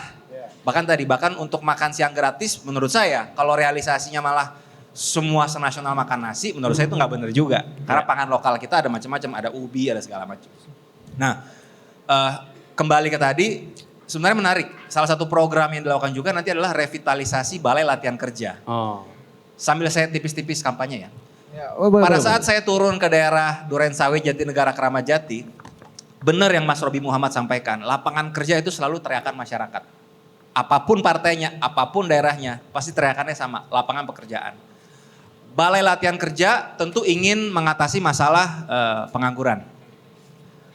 Berarti PR-nya adalah bagaimana balai latihan kerja itu menyiapkan kurikulum yang sesuai dengan kebutuhan kerja, jadi matchmaking gitu ya. Satu, kedua, ini juga program Pak Prabowo Gibran. Kedepannya itu kita akan dorong perusahaan swasta bermitra dengan BUMN untuk menampung tenaga kerja muda. Jadi setelah dilatih balai latihan kerja, jangan cuma dilatih, jadi ibaratnya kepala kita masih anget ilmu, dilatih intens seminggu, tapi baru dapat kerja 2-3 bulan lagi, udah lupa bos. Ya kan? Udah jadi hilang, memang bos. bagaimana caranya hulu ke hilir, ini hilirisasi tadi Ustaz. Ya, hilirisasi SDM. Dilatih tapi langsung diserap juga sebenarnya. Nah di luar itu tadi, kita juga tahu, anggaplah begitu skill set sudah ready, matchmakingnya ready. Kadang-kadang memang isu financing. 90% informal sektor saya membayangkan yang unbankable banyak pastikan. Nah makanya kedepannya itu nanti melalui APBN juga kita akan kredit usaha mikro diperluas lagi, untuk startup juga diperluas. Inilah rangkaian kedepannya mudah-mudahan bisa membantu lah menuju benar yang Mas Robi Muhammad sampaikan. Kubu Prabowo Gibran juga berharap target pertumbuhan ekonomi kita 6-7%. Jadi memang ini PR tidak mudah. Menurut saya sangat tidak tepat kalau dikatakan ini PR yang mudah ya. Tapi mudah-mudahan bersama-sama bisalah kita laksanakan. Demikian. Mantap. Nah ini kita balik lagi. Ke Kang Robi. Kang Robi, gimana? Soekarno muda dari Bandung. Mantap, luar biasa. Gimana? Soekarno tuh mengawali karir dari Bandung juga loh Kang, sama seperti Anda. Siapa? Soekarno. Sebelum jadi tokoh dunia. Iya makanya satu komplotan kan. Ya. Ayo lanjut. Ya pertanyaannya sama. Kan ada informal besar gitu ya, apa komposisinya. Itu gimana addressing the informality jobs issues gitu. Terus tanggapannya gimana nih tadi Mas Leon kan bilang banyak kreator. Terus tadi Mas Rian juga Prabowo Gibran juga lebih mengerti juga dari Mas Gibran lebih mengerti daerah juga. Terus tadi juga kalau bisa lebih banyak Mas mengembangkan yang pangan lokal tadi kan juga ikut membantu juga tadi disebut juga. Terus gerakan ekonomi kerakyatan di tiap-tiap daerah juga itu akan dipush. Tanggapannya gimana? Dan apa nih kalau konkretnya dari Ganjar Mahfud untuk addressing informal issues? Ya, informal issues ini pertama itu tadi, nomor satu kan supaya masuk formal itu upscaling skill set tadi gitu. Jadi itu ya lewat pendidikan vokasi. Informalnya yang di itu. Dinaikin levelnya. Dan ini sudah terbukti berhasil di Jawa Tengah. Jadi maksudnya kita Mas Ganjar sudah lakukan ini kan. Jadi itu nomor satu. Kedua, kita akan juga kita sedang pertimbangkan untuk memperluas pelayanan BPJS tenaga kerja untuk sektor informal. Yang sekarang dinikmati oleh sektor formal, tapi sayangnya tidak dinikmati oleh sektor informal. Yang terutama masalah misalnya keselamatan kerja, kematian kerja, itu akan sedang kita coba rumuskan. Dan jangan lupa informal itu bukan hanya misalnya supir ojek, tukang bakso, tapi informal itu termasuk freelancer loh. Betul. Ekonomi kreatif itu kebanyak informal juga gitu seperti itu. Jadi itu ya jadi memang struktur gig ekonomi itu informal loh. Iya, informal, jadi betul. Kita nggak bisa ngomong hilangkan informal masuk ya gimana trennya aja ada ke arah gig ekonomi itu kan. Jadi justru kita mikirnya bagaimana melindungi, memberdayakan, yang ngasih support ke gig ekonomi itu dan tentunya informal yang tradisional itu tadi itu. Kira-kira itu sih, apa lagi? Sorry. Ya, tanggapan tadi kalau dari Mas Leon kan salah satu yang akan dibawa Anies sama Caimin itu adalah banyak kreator. Kalau dari Prabowo Gibran akan ada gerakan ekonomi kerakyatan juga untuk address masalah. Mungkin ini tanggapannya gimana? Supaya bikin Mas Budi Adiputro senang.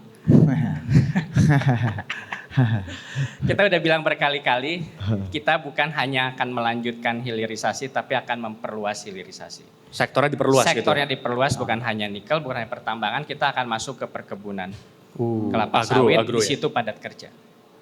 Nah, jadi kita melihat isunya itu, kita akan lebih fokus ke investasi yang padat kerja, dan kita sudah lakukan survei dari hasil yang kita peroleh. Investasi padat kerja itu katakanlah komplain para investor itu hanya dua. Again, skill gap pekerjanya dan kepastian hukum. Nah, jadi pas banget kalau skill gap pekerja udah saya omongin dari tadi.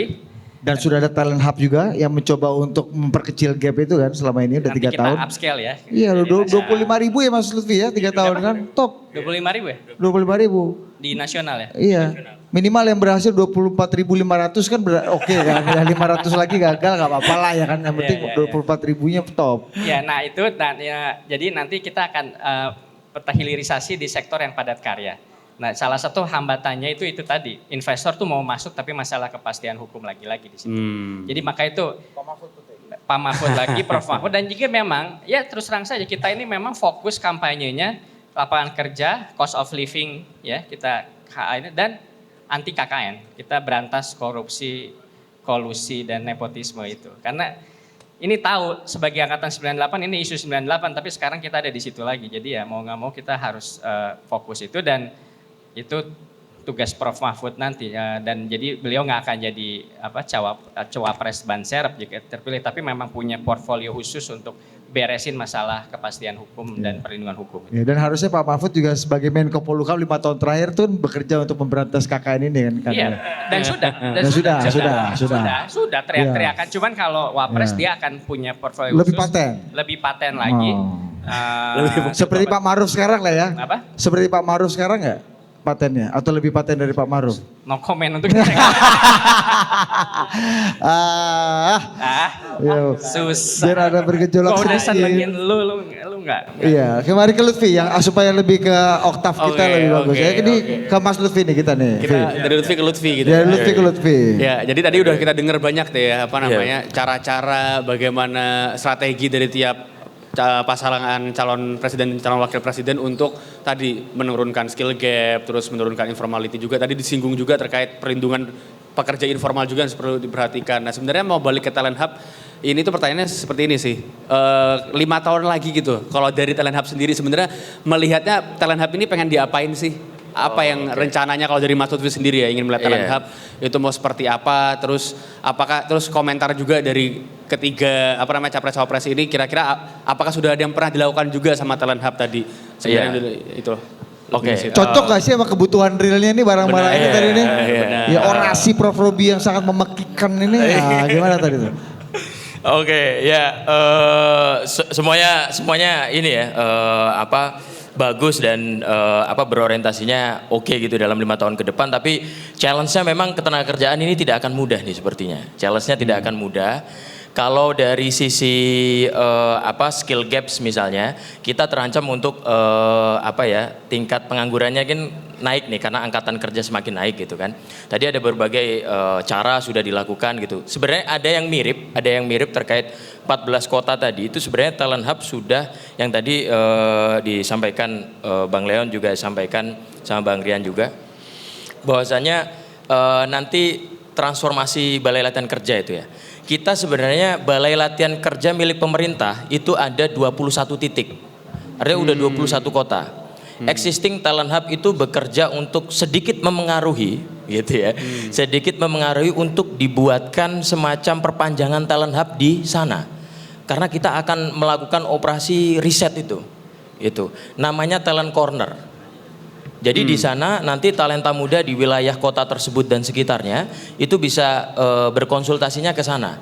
Jadi sesuai dengan misalnya talent corner di Lombok misalnya atau di situ kan ada potensi pariwisata Mandalika dan seterusnya.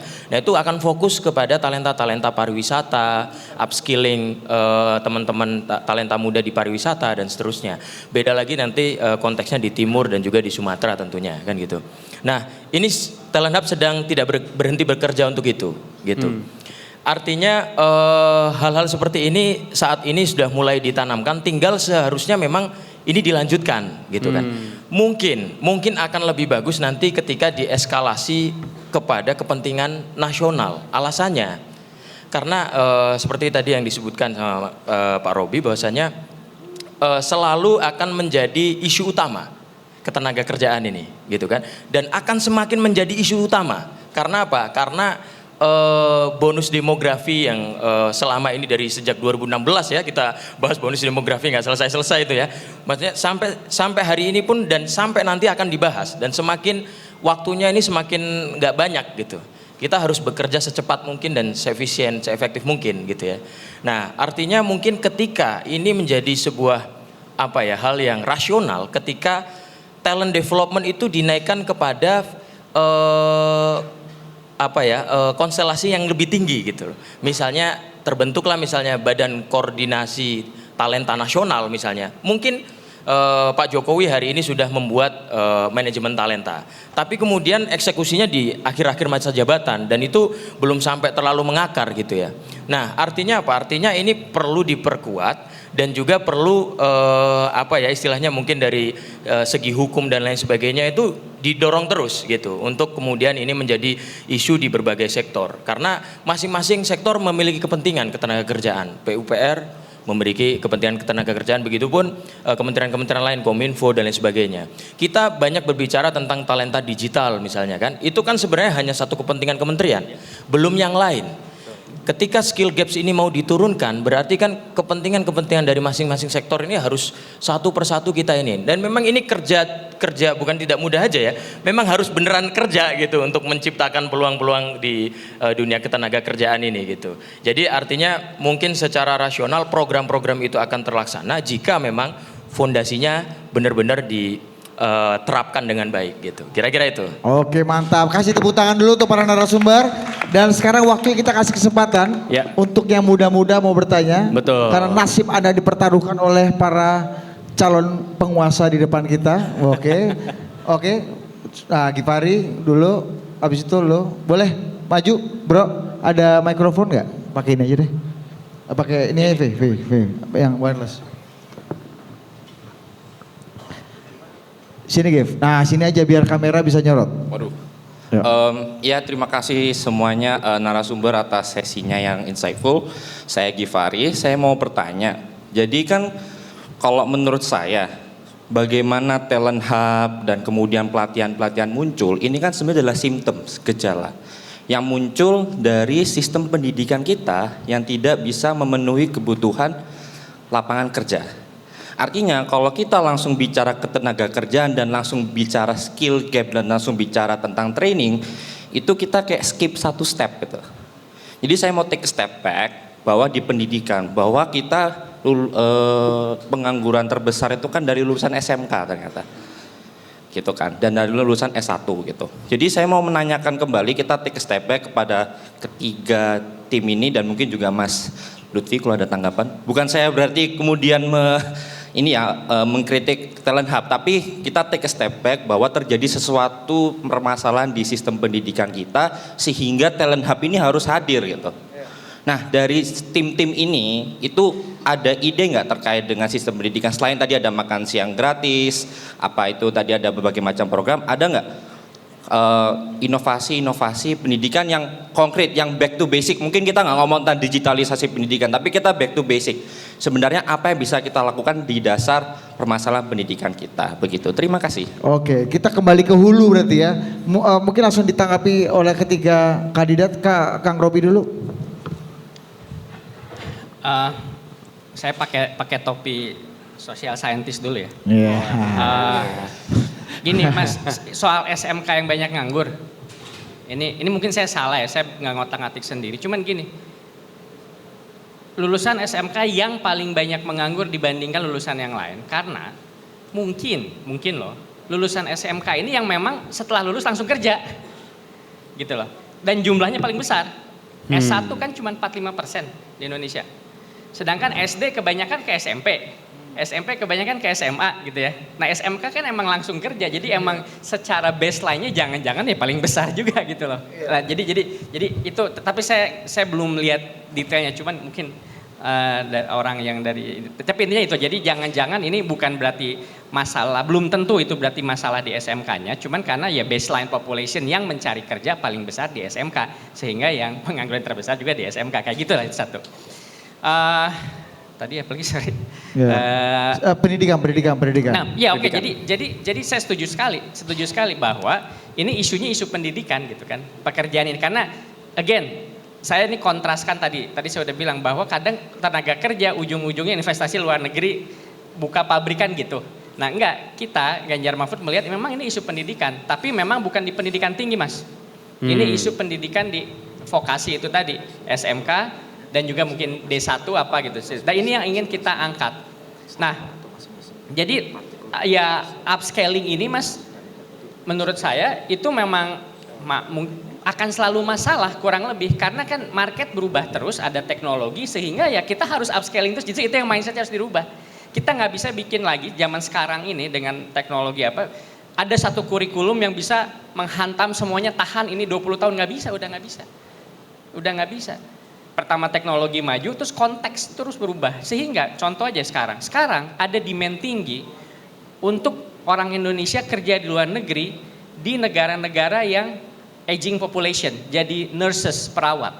Nah itu akan jadi salah satu fokus kami juga, bagaimana, jadi bukan TKI biasa tapi TKI yang high skill, ya ke Jepang, teknisi ke Eropa. Dan itu mereka senang kalau dirawat oleh orang Indonesia yang terkenal hospitality-nya naik. Nah, by nature hospitality memang bagus bukan ya. hanya di tempat wisata Indonesia, seperti jadi. Nah ini kan merespon market barang lebih. Jadi upscaling itu mau nggak mau harus terus. Tapi memang saya setuju. Jadi fokus kita again bukan di pendidikan tinggi, tapi ya pendidikan menengah yang atas SMA itu. Jadi seperti itu kalau jawaban kami. Kasih. Oke, Mas Leon. Oke, pendidikannya. Oh seru nih. Ini, again pengalaman, paling enak sharing pengalaman ya. Yoi. Di Kan- perusahaan. Di perusahaan Oh enggak, ini enggak, keluarga. enggak. ini keluarga. Ya, ya, Oke. ya, ya. Nah, jadi saya itu sebagai orang tua sekarang, targetnya saya apa? Saya itu harus menyiapkan anak-anak saya haus. supaya mereka itu bisa independen, mereka bisa mandiri, mereka bisa hidup sendiri gitu.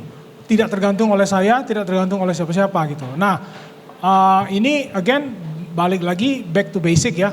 Basic kita harus mengarahkan pendidikan kita ke sana. Di beberapa kesempatan Pak Anies sudah menjelaskan dengan sangat jelas sih menurut saya tentang piramida pendidikan yang SD lebih banyak, bangku SMP sedikit, bangku SMA sedikit, bangku kuliah sedikit. Nah tapi itu satu hal yang bagus, menurut saya bagus. Tapi yang diskusi-diskusi kami internal apa segala macam berdasarkan pengalaman juga itu.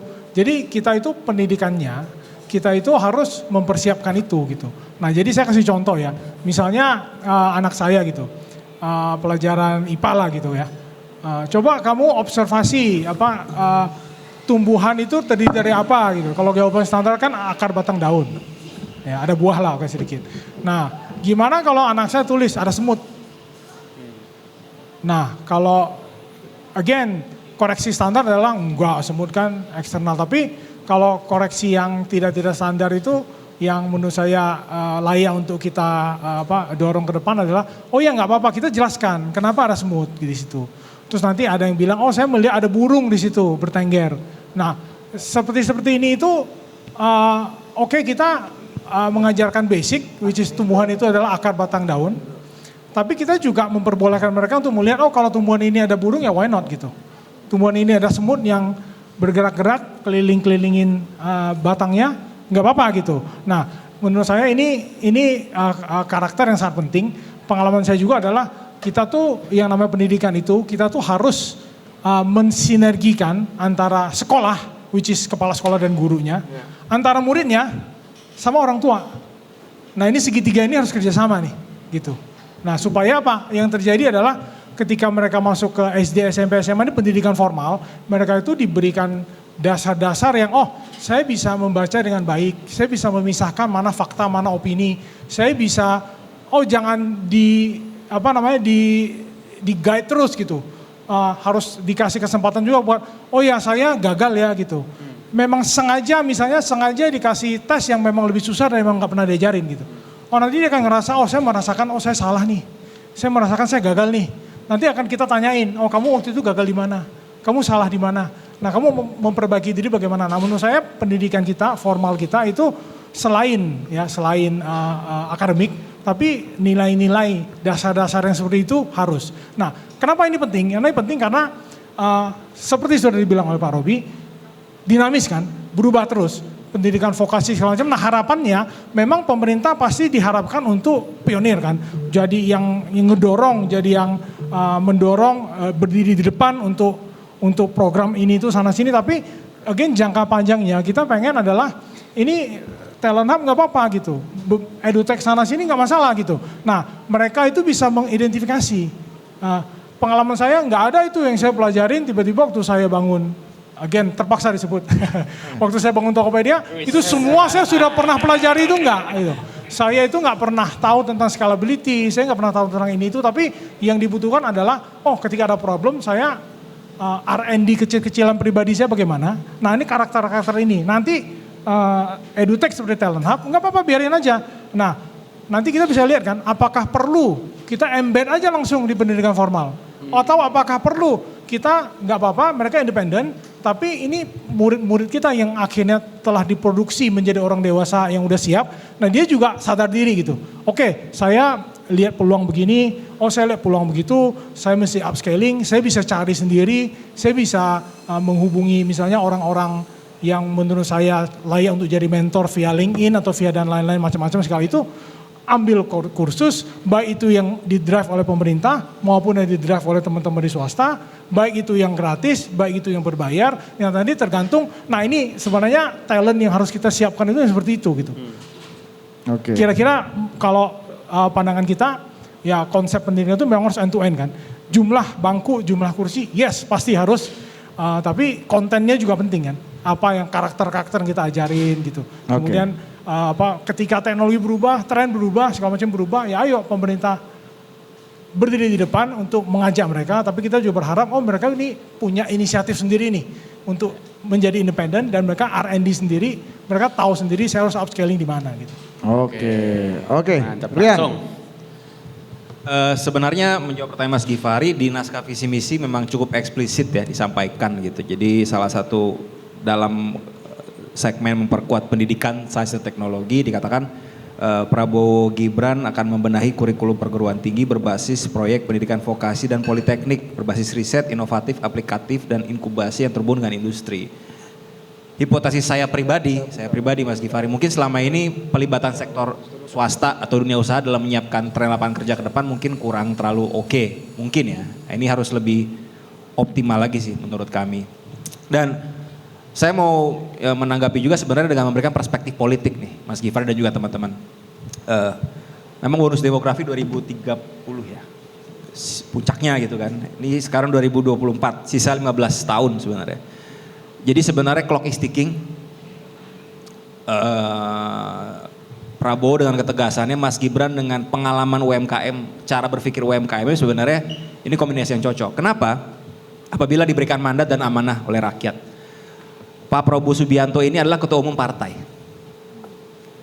Dalam mengejar waktu 15 tahun akan menjadi lebih mudah konsolidasi tarik-menarik kepentingan. Saya nggak mau menyebutkan calon yang lain, tapi calon yang lain setahu saya nggak ada yang ketua umum partai ya, nggak ada. Jadi ini adalah sebuah fakta, tapi juga ini perspektif politiknya menjadi masuk akal. Untuk mengejar waktu 15 tahun, ini harus sprint dari minggu pertama dilantik. Dan begitu negosiasi di DPR terbentur, waktu kita akan benar-benar hilang.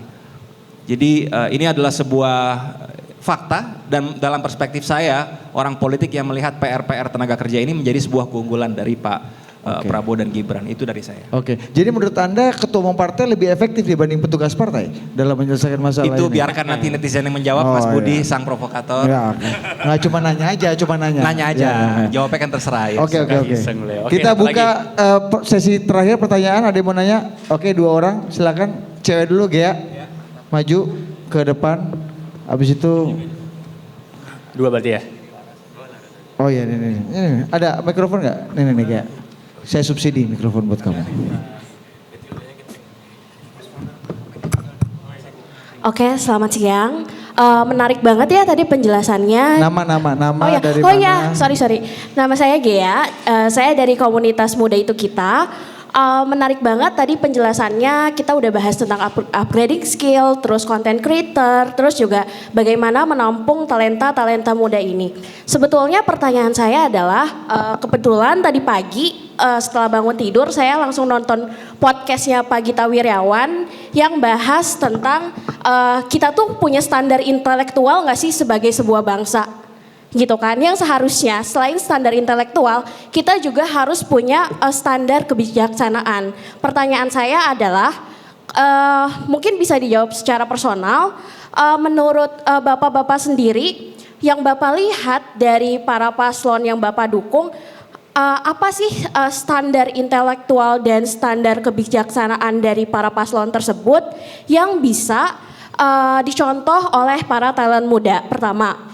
Yang kedua adalah bagaimana kita menentukan seleksi talenta dari banyaknya angkatan pekerja tersebut.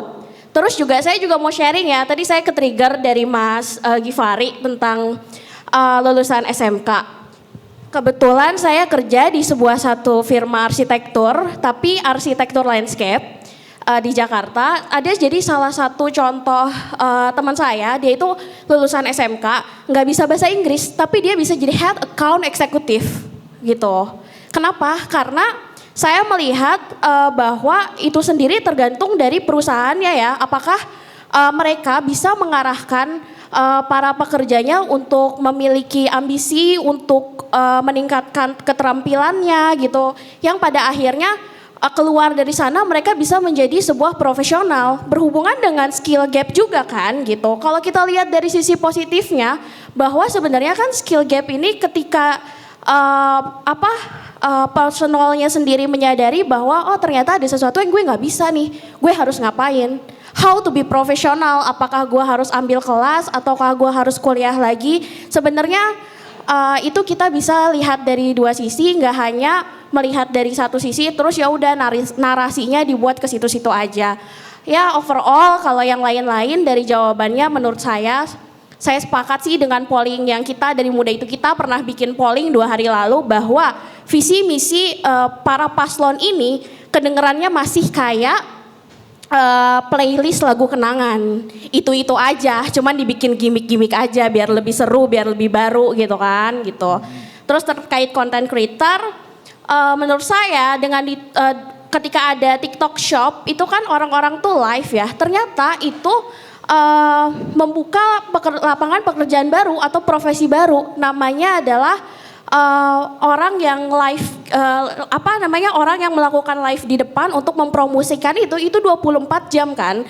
Dan itu orangnya ganti-gantian dengan standar upahnya itu lulusan SMA-nya itu dari standar upah 5 juta sampai 8 juta untuk 1 bulan live gitu. Jadi menurut saya ya itu ketika TikTok Shop ditutup, kemana tuh orang-orang yang biasanya live itu? Berarti kan itu kita menambah pengangguran juga kan dengan menutup TikTok Shop. Ya, Sekian, terima kasih. Iya kan ada Tokped Shop. Salah. Ada Shopee juga sih. Oke, satu lagi penanya. Jadi head account eksekutif nggak perlu bahasa Inggris ya? Kalau presiden perlu bahasa Inggris nggak? Calon presiden perlu bahasa Inggris tuh. Oh iya perlu, yaudah oke itu aja. Ini satu lagi kawan. Terima kasih ya, semangat ya. Anak Jaktim nih, anak Jaktim. Anak Jakarta Timur. Oh, kecamatan mana, Mbak? Iya. Oh, bukan Durensawi Jatinegara Keramat-Jati. Iya. Jadi gue yang kampanye. Jakarta Timur di Cipinang kebetulan di Blok Wanita dan Anak. Iya, itu LP ya. Bukan dong, itu Robi lain. Next, ayo. Oke, terima kasih atas kesempatannya. Saya Peksi Haji. Saya mahasiswa tingkat akhir statistika. Tunggu. Suaramu bagus sekali ya. Terima kasih. Ya, Kamu bisa jadi talent VO di Total Politik nanti ya. Ya. Sebelumnya karena saya orang statistika, tadi jiwa statistik saya cukup bergetar ketika ada SMK pengangguran terbesar gitu ya. Nah, mungkin itu kan jumlah ya, count. Nah, tapi kita juga mungkin itu masih bias gitu. Jadi alangkah baiknya kita bandingkan dengan total lulusan SMK. Berapa tuh yang terserap pekerjaan? Kalau tadi kan mungkin jumlah ya kalau nggak salah ya. Persentase. Secara keseluruhan atau dibandingkan dengan per tingkat sekolahnya itu. Nah itu mungkin yang perlu kita lihat lebih jauh gitu ya. Nah kemudian kalau pertanyaan saya adalah, karena saya orang statistika dan saya mahasiswa tingkat akhir, yang pertama adalah riset dari Indonesia Financial Group itu menyatakan bahwa perusahaan masih merasa kesulitan mendapatkan tenaga kerja yang dibutuhkan. Itu menjadi salah satu risiko yang dianggap paling mungkin terjadi di tahun 2023. Nah, sementara dari Kemenaker sendiri itu untuk sertifikasi data science di bidang saya itu ada tuh. Tapi itu masih dinilai banyak yang kurang cocok dengan dunia industri. Jadi buat apa kita punya sertifikasi, tapi ternyata sertifikasi itu tidak bisa digunakan di dunia industri karena nggak cocok. Contohnya di SKKNI Data Science, itu big data hanya diartikan sebagai data yang bervolume besar. Padahal syarat big data itu harus punya 3 V, volume, velocity, sama variety. Nah itu bagaimana penyelesaiannya gitu, supaya kita entah itu mahasiswa ataupun bukan mahasiswa ketika mengambil sertifikasi bisa punya jaminan, oh sertifikasi ini memang ketika dia punya sertifikat maka dia bisa mengerjakan ABC sesuai dengan dunia industrinya, seperti itu. Terima kasih. Oke, mantap. Terima kasih, boleh sebelah sini. Jadi mahasiswa tingkat akhir ilmu statistika ya. Kamu lulus mau jadi surveyor ini, Pol nggak? Lembaga survei nggak? Oke. Siapa dulu? Mungkin bebas kandidat. Dari sana dulu. Oh, Mas Lutfi dulu, boleh. Oke. Sambil mereka ini mikir Mas ya. Dikasih Anda bukan karena mereka senang aja sama Anda, cuma karena mereka kasih kesempatan mikir. Ya, tapi sebelumnya gue mungkin akan quick answer aja ya. Tapi tadi pertanyaan dari Bang Gifari menarik juga tuh. Soal kita need to step back ya. Related to the education yang kita mungkin ada gap nih di sini antara edukasi dengan industri gitu ya. Sebenarnya pemerintah udah masuk di 2022 itu dengan Perpres nomor 68 tahun 2022 tentang revitalisasi pendidikan vokasi dan pelatihan vokasi. Itu sebenarnya harmonisasinya di situ karena kadang-kadang ini antara Kemendikbud, Kemenaker, Kementerian Perindustrian ini bingung nih di sini. Nah, didamaikanlah dengan Kemenko dan juga Presiden mengeluarkan Perpres itu. Artinya di situ diatur ini beberapa Mas. Ada sistem informasi pasar kerja, labor market information system kalau di luar negeri. Terus SKKNI yang tadi disinggung sama Mas Peksi ya. SKKNI dan juga SKK khusus. Kenapa kemudian ada SKK khusus? Karena kadang-kadang untuk proses SKKNI ini terlalu panjang kadang-kadang.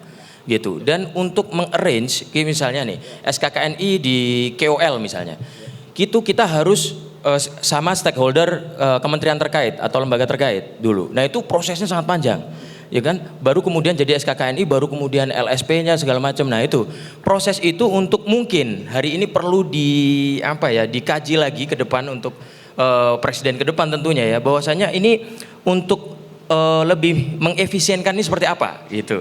Kira-kira partnya di situ tuh SKKNI. Terciptalah SKK khusus yang sesuai sektor. Kadang construction company misalnya kebutuhannya tidak sama dengan IT company misalnya. Bahkan even IT company tadi ada kritik ya, data di definingnya aja udah kurang lengkap misalnya gitu ya. Nah mungkin banyak juga di sektor-sektor lain terjadi permasalahan-permasalahan seperti itu. Karena apa? Karena mungkin prosesnya ini yang juga panjang. Artinya sudah ada itikat baik gitu ya, sudah ada langkah konkret dengan keluarnya Perpres 68 tahun 2022 itu, akan tetapi mungkin implementasinya lagi-lagi. Implementasinya ini yang benar-benar harus dikawal gitu. Dikawal dan juga supaya semuanya itu berjalan optimal. Labor Market Information System sampai saat ini apakah sudah optimal apa belum? Kalau belum optimal seperti apa? Sertifikasi gitu kan, bahwasanya terjadi buffer gitu ya. Bottlenecknya ada A, B, C, D di proses sebelumnya sehingga proses akhirnya tidak lancar gitu kan. Nah hal-hal seperti ini yang nanti ini nyambung jawabannya ke Mas Peksi ya. Itu yang beberapa real case problems yang kita hadapi di kementerian ini. Talent Hub masuk di kementerian 2020 melihat ada beberapa hal-hal seperti ini, tentunya ingin menyelesaikan, akan tetapi tidak cukup kuat Pak gitu loh. Tidak cukup kuat ya, artinya kadang-kadang Talent Hub ini kadang-kadang oke, untuk hal-hal yang bersifat kreatif didengarkan gitu ya, tapi untuk hal-hal yang bersifat regulasi dan lain sebagainya ini kadang-kadang didengarkan, kadang-kadang tidak didengarkan kan gitu. Nah ini yang kemudian mungkin kita perlu kedepannya itu menjadi topik bersama ya di sini. Nah kaitannya tadi saya menyinggung sedikit aja soal konten kreator. Not easy to decide ya di situ, bahwasanya yang tadi saat ini Talent Hub bekerja juga untuk mendampingi 6 perusahaan KOL. Untuk pertama aja, KOL itu perlindungannya seperti apa? Ya kan, YouTuber perlindungannya seperti apa? Sementara ini udah mau dinaikkan ke pajak gitu-gitu kan. Itu isu ketenagakerjaan termasuk ya kan. 6 perusahaan kita mau dampingi untuk masuk ke SKKNI-nya aja, sama seperti Mas Peksi yang ditemukan tadi. Jangan-jangan KOL-nya belum ada nih di definisinya di SKKNI-nya. Nah, ini Pak, kerja-kerja seperti ini yang perlu kita lakukan percepatan gitu. Nah, related to pertanyaan Mbak Gia tadi, bahwasannya terkait dengan apa yang terjadi di internal perusahaan, itu sebenarnya ada 2. Kita udah survei di beberapa provinsi itu. Nggak hanya hard skill aja. Kita tadi ini kan ngomongin hard skill, tapi yang kedua juga soft skill. Orang sepinter apapun, secanggih apapun IT-nya, construction company misalnya, dia experience beberapa perusahaan gitu ya, tapi cara komunikasinya kurang bagus saja, itu problem. Terbukti banyak orang yang resign gara-gara bukan karena kurang gaji, tapi karena dia berantem sama setimnya. Nah itu terjadi, mungkin banyak bahkan kan gitu. Nah inilah pentingnya work ethics gitu ya, soft skills dan lain sebagainya itu di situ. Mungkin jangan-jangan manajer kita nggak bisa bahasa Inggris gitu kan, tapi mungkin dia hasil kerjanya bagus, proses desainingnya cakep gitu ya, implementasinya oke. Nah bisa jadi dia tinggal pakai translator, CEO ya doesn't matter. Kita bisa pakai translator as long as perusahaan running well kan gitu. Nah tapi kalau misalnya bagus ya kan, bisa bahasa Inggris tapi ternyata soft skillnya kurang bagus gitu ya, ke anak buahnya dan lain sebagainya, komunikasinya nggak tepat, ke teamwork jadi berantakan gitu kan. Nah mungkin ada beberapa part yang perlu kita lihat, tidak hanya satu kacamata saja gitu ya. Jadi ada beberapa hal, itu aja dari saya. Mantap, oke, mantap, tepuk tangan. Oke, Rian Ernest. Mungkin saya menjawabnya, saya intisarikan, dan mungkin mohon maaf beberapa teknis saya nggak bisa jawab, tapi udah saya sampaikan tadi beberapa kali, memang pelibatan swasta dalam penyusunan kurikulum dan penyiapan kebutuhan lapangan kerja itu udah pasti, dan semua capres saya yakin mengatakan demikian. Tapi keunggulan Pak Prabowo lihat tadi sebenarnya sisi ketegasannya sebenarnya. Permasalahan kita kadang-kadang jalannya itu komandonya kurang terlalu tegas gitu ya. Jadi dalam konteks Indonesia ini memang butuh orang yang lebih tegas, baik dalam penciptakan lapangan kerja dalam negeri, merapikan sektor pendidikan supaya nyambung dengan dunia usaha, bahkan termasuk politik luar negeri misalkan. Jadi ini mungkin keunggulan Pak Prabowo dalam hal ini. Dan ini bukan hanya bicara ketegasan atau kemauan, tapi memang bicara realnya. Makanya tadi saya sampaikan dana riset dan inovasi itu kita akan usahakan sampai 2% dari produk domestik bruto dalam 5 tahun. Jadi sekarang kita masih tertinggal dan saya membayangkan kalau ini sampai 1,5%, 2%, pasti kita penyusunan masalah dan penyiapan planning ke depan akan lebih oke gitu ya. Sebagai itu sih dari saya, dan tambahan lainnya apa ya? Apa sih standar sebenarnya tadi ya, Mbak ya? Jadi ini bicara capres nomor 2. Jadi di naskah visi misi Pak Prabowo Gibran memang jalan ekonomi Pak Prabowo dan Pak Gibran adalah jalan ekonomi Pancasila sebenarnya. Inilah jalan tengah, jalan terbaik dari ideologi kapitalisme maupun sosialisme. Kita ingin banget friendly terhadap market, ramah terhadap pasar, dan tidak mengganggu ekonomi misalkan. Tapi salah satu program Pak Prabowo dalam naskah kita adalah misalnya bagaimana kita juga mengawasi jangan sampai tenaga kerja lokal yang begitu banyak kena invasi tenaga kerja asing yang terlalu ekstrim misalkan. Jadi nanti ada satgas khusus. Jadi memang kita pro market, pro ekonomi ya, tapi harus ada juga keseimbangan sebenarnya. Sebenarnya itu sih standar bagi Pak Prabowo. Pada saat di speech di CSIS seminggu lalu kalau nggak salah, ya, gitu minggu lalu. Di situ kelihatan sebenarnya Pak Prabowo itu nggak mau terlalu ekstrim kiri kanan, karena kita udah pernah coba terlalu ekstrim kiri kanan, yang pas itu sebenarnya di tengah sebenarnya. Dan bagi Pak Prabowo sebagai seorang politisi, yang paling penting bukan soal dia sebenarnya, tapi soal kepentingan bangsa dan negara. Makanya kita ingat 2019 begitu kerasnya persaingan, tapi begitu akhirnya untuk kepentingan bangsa dan negara, ya udah deh kita bareng jalan bersama. Pak Prabowo siap, bahkan sebenarnya siap ditinggalkan sebagian basis pendukungnya. Dan bagaimana seorang Pak Prabowo akhirnya sekarang hormat kepada Pak Jokowi gitu ya, di acara di partai saya, di hari ulang tahun partai saya, Pak Prabowo mengatakan ya saya udah kalah 2 kali kok sama Pak Jokowi. Sekarang dia menjadi senior saya dan mentor saya. Itu kan menurut saya butuh seorang Pak Prabowo yang kita mungkin ada citra-citra tersendiri akhirnya bisa sampai titik ini. Itu sih sebenarnya standarnya adalah untuk kepentingan bangsa negara kok. Kepentingan partai atau apa itu mungkin second layer bagi beliau. Jadi kuncinya tadi salah satunya ketegasan tadi ya. Itu ketegasan. Ya. Kalau Mas Ganjar yang tegas menolak kedatangan Israel di Piala Dunia itu ini, kita hargai ketegasannya. Sudah ya. Iya. Oke, kita geser. Iya. Dikit-dikit, tipis-tipis saja, tipis-tipis. Oke, kita geser Mas ke Leon. Mas Leon. Tadi ada TikTok Shop lagi. Oke, nah yang Ada TikTok Shopnya ini gimana? jangan dong, ini jangan sebut nama kan. Iya. Nah jadi tadi pertanyaannya bagus sih ya, pendapat pribadi saya kan tentang kenapa saya ini.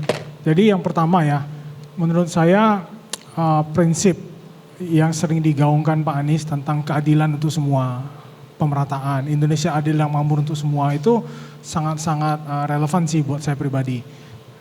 Sekali lagi yang tidak boleh disebut namanya. Nah ketika saya dulu bersama dengan partner saya dengan William kita bangun Tokopedia juga prinsip itu ada gitu. Kita mau pemerataan, kita tidak mau hanya misalnya bisnis kota provinsi yang berkembang itu tertentu saja. Kita maunya lebih merata ke seluruh Indonesia kan. Sampai kita beberapa kali kita ungkapkan statistiknya adalah kita sudah mengcover waktu itu ya 99% kecamatan di seluruh Indonesia. Jadi nggak cuma mungkin provinsi atau kecamatan yang istilahnya gembung aja gitu, yang trafficnya gampang dicari dan segala macam, tapi kita mengcover sampai sebesar itu. Nah prinsip ini sangat-sangat ya kena banget lah ya di hati saya, dan dari sisi track record maupun dari sisi rencana ke depan ini juga mencerminkan keadilan itu gitu. Misalnya contoh, nah ini kali ini saya mesti nyontek, nggak apa-apa ya Mas Ria nyontek, saya juga nyontek. Nah jadi misalnya contoh kita lihat tadi saya sudah sempat mengungkapkan ada bakal 14, anggap saja tagline-nya seperti Jakarta dinamis ekonominya. Gimana kalau ada kan, nah ada 11 ya kan, misalnya ada 11 atau ada berapa stadion nih, kayak JIS, kayak GBK minimal gitu, di ya minimal 11 kota ke depan gitu. Nah pemerataannya lebih terlihat lagi dan itu sudah sering banget digaung-gaungkan kan. Beberapa kesempatan Pak Anies menyebutkan itu gitu. Nah kemudian yang kedua yang paling penting juga adalah karena ini ngomongin tenaga kerja ya. Kita tahu kan JIS itu amazing, pembangunannya terutama. Again sudah sering banget saya reiterate lagi bahwa engineers pekerja-pekerja yang membangun JIS itu juga 100% engineer lokal gitu. Nah kita tahu ya kita baca berita lah ya, talk show di mana-mana itu ada beberapa kekhawatiran tentang TKA. Tadi juga sudah disebut oleh Pak Robi sempat sebut tentang itu, Rian juga sempat sebut tentang itu. Nah, bagaimana ini TKA ini, apakah perlu diaudit nih kayaknya nih? Jadi kita perlu audit gitu. Apakah memang benar-benar untuk hanya sekedar untuk menutupi skill gap, ataukah yang rumor-rumor yang beredar itu pekerja-pekerja kasar gitu. Itu juga banyak sekali TKA yang masuk. Nah ini juga kita harus, kami akan audit sama-sama gitu, supaya kedepannya kita bisa, bisa again membesarkan kecil kan ya, tanpa mengecilkan besar. Nah kemudian yang kedua ya tadi tentang Masnya bertanya gitu, oh sudah banyak sertifikasi tentang data science, tapi kok nggak nyambung gitu. Nah again tantangan konsep ya, karena detailnya itu pasti tim kita udah banyak yang sangat-sangat pengalaman di bidang itu. Okay. Tapi saya mau kasih, ini konsepnya begini, konsepnya itu kolaborasi gitu. Nah dan sudah dibuktikan juga oleh Pak Anies waktu itu plus Jakarta kan, tagline-nya bahkan Jakarta Kota Kolaborasi gitu. Nah kenapa saya bilang kolaborasi ini penting? Karena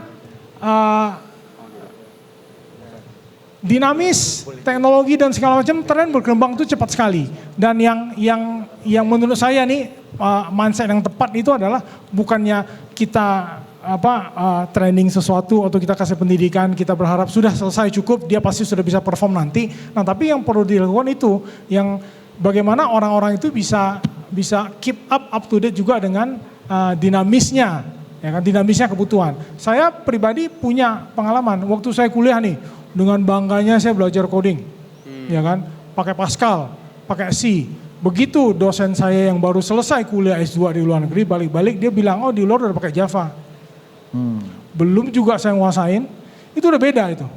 Ya kan, ketika saya bangun Tokopedia, kita web kan? Merek ini. Gak apa-apa kesebut. Oh udah ya. Udah kesebut kan. 4 kali ya. Misalnya kita bikin web. Sengaja sih kalau 4 kali itu ya. Webnya itu baru bagus, baru keren gitu, baru mulai dipakai oleh banyak orang, muncul mobile. Ya kan? Oke, kita bikin mobile. Baru mobilenya kita lagi bikin, ada mobile platform yang ternyata secara global mati, BlackBerry misalnya. Muncul lagi yang lain gitu. Nah, ketika mobile ini kita mulai jalanin, mulai bagus, oke segala macam, mulai tren ke arah big data. Big data belum juga kita menguasai, tersebar merata ke seluruh Indonesia, itu mulai masuk AI.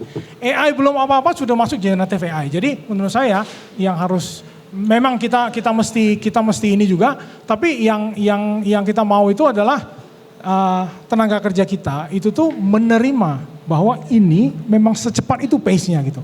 Nah karena menerima itu bekal saya apa, supaya saya juga bisa ikutin pace-nya gitu. Dan sudah terbukti, masa sih yang bisa mengikuti pace seperti itu hanya kita orang-orang di kota besar. Nah kita maunya yaitu pemerataannya kan. Orang-orang di kota kecil mereka juga terekspos dengan semangat, prinsip dan kecepatan beradaptasi yang secepat itu. Oke. Kang Robi. Langsung. Standar intelektual, oke banget. Setuju banget standar intelektual. Mungkin saya sedikit tambahkan, standar intelektual penting. Tapi juga untuk Indonesia ini jangan sampai intelektual yang elitis, itu penting. Nah, kita balik cerita, Mas Ganjar itu ayahnya lulusan SD. Ibunya lulusan SMP, Mbak. Kakak nomor satunya juga lulusan SMA. Baru kakak nomor 2 kuliah. Nah Mas Ganjar ini di keluarganya nggak ada itu tradisi kuliah. Karena orang tuanya lulusan SD SMP. Tapi karena kakaknya nomor 2 kuliah, Mas Ganjar terinspirasi, oh saya bisa kuliah. Akhirnya beliau masuk ke UGM Hukum. Nah, Hukum kuliah dapat nih standar intelektual yang jangan lupa hanya 4% yang kurang lebih lah ya saya kuliah. Tapi Mas Ganjar itu gak hanya kuliah Mbak, sambil naik gunung. Seperti mana anak muda zaman itu keren banget naik gunung. Sekarang masih nggak tahu? Masih nggak masuk ya? Oh, kan tambah keren malah ya? Sekarang ya naik gunung dan ke Holy Wings ya. Iya oke. Mapala. Mahasiswa pencinta alam, bukan anaknya ya maksudnya. Alam Ganjar. Oh ya, mau ke situ maksudnya. Enggak. Tapi naik gunung, nah di atas gunung, jadi Mas Ganjar ini hidupnya susah lah, miskin. Di atas gunung beliau berpikir, jadi aktivis. Dan jadi dia bukan hanya pernah mengalami miskin, tapi waktu kuliah paham kenapa orang miskin. Itu bedanya, Mas Ganjar itu pernah mengalami miskin dan paham secara intelektual kenapa orang manusia itu negara bisa miskin. Nah setelah lulus kuliah, Mas Ganjar itu pernah kerja di HR di Jakarta. Kalau Mas Ganjar bayangin saat itu memutuskan mau kerja jadi HR sebagai sarjana hukum, mungkin sekarang kita lebih kenal beliau sebagai pengacara terkenal yang kaya raya. Tapi yang menarik, tahun 92 beliau berbalik.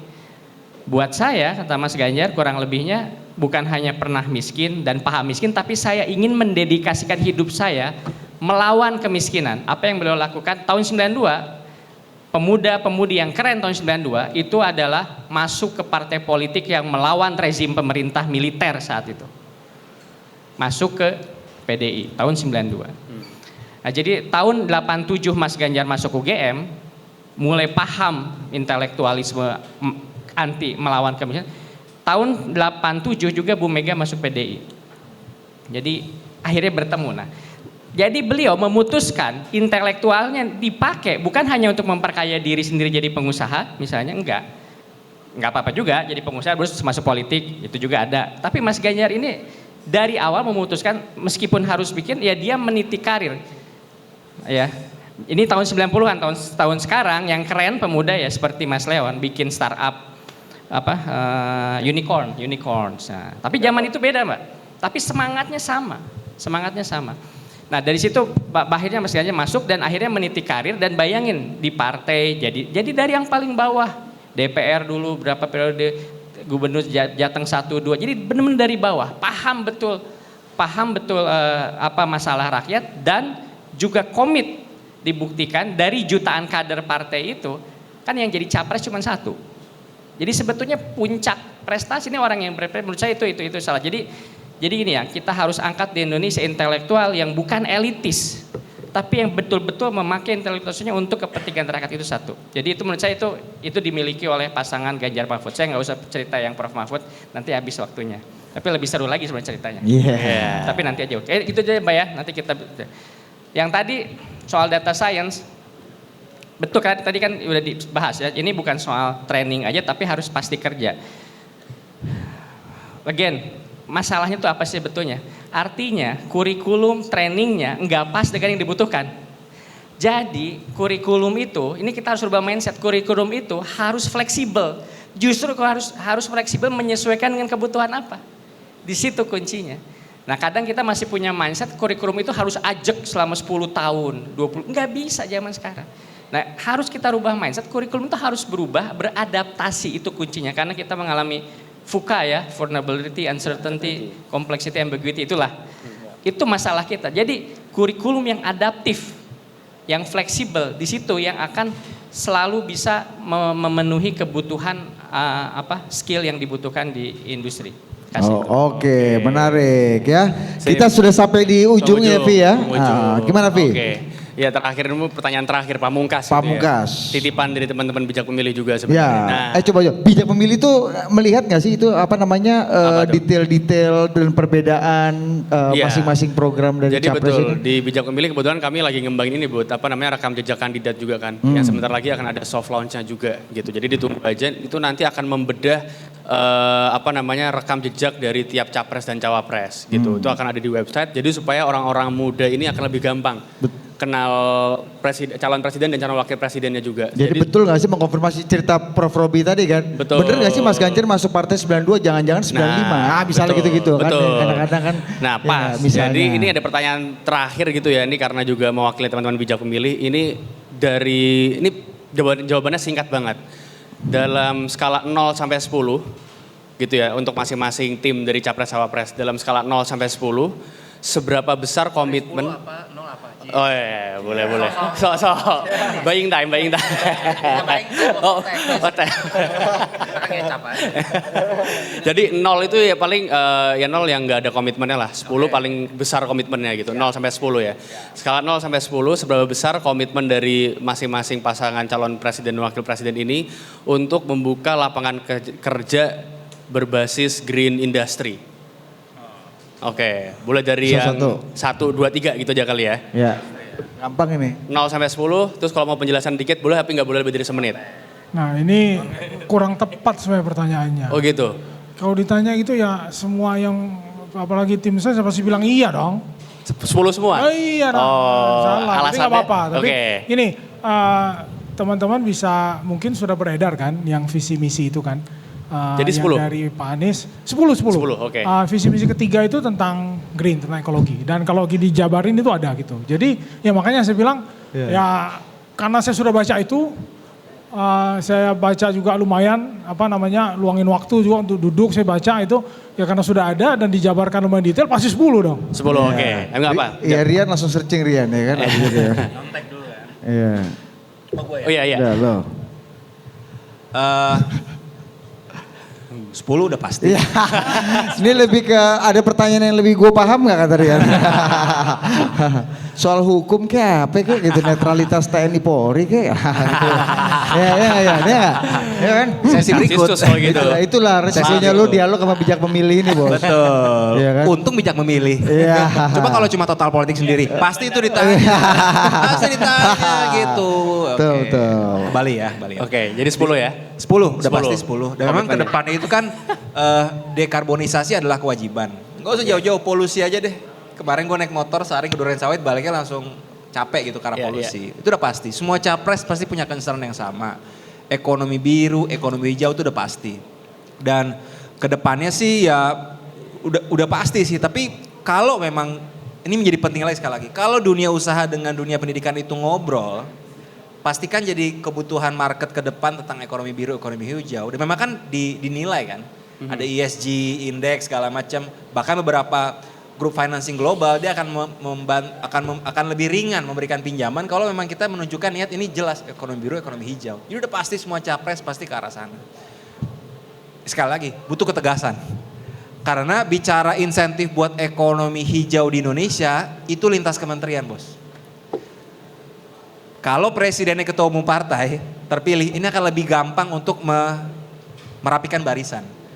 Untuk mengejar peluang ekonomi biru, ekonomi hijau dan juga tadi bonus demografi. Ini sekali lagi aspek politis menjadi sangat penting. Kenapa pasangan Prabowo Gibran paling tepat? Karena ketum partai.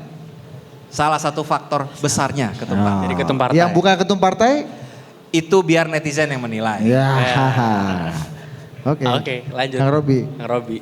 Jawab 10 pastinya karena ekonomi hijau biru sama digital itu memang jadi fondasi kita. Tapi itu kenapa lingkungan rusak? Lingkungan rusak adalah salah satu bentuk ketidakadilan yang paling hakiki terjadi. Obatnya apa? Tegas, oke, tapi tegas untuk siapa?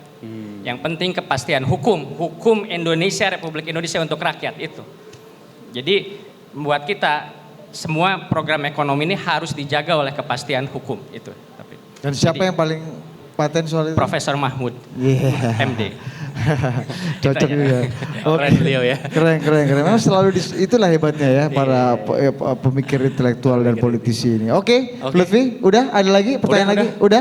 Cukup. Mas Lutfi terakhir Mas melihat 3 kandidat ini lagi-lagi apakah ini harus jadi isu yang juga selalu digelorakan, nggak bicara gosip politik lagi, nggak bicara hengki-pengki politik lagi, tapi ini hal substansi yang penting. Dan sekali lagi terima kasih tepuk tangan buat Talent Hub ya, yang juga mau menginisiasi isu-isu yang harus dan penting kita dengar sebenarnya. Gimana Mas Lutfi terakhir kalimat penutup?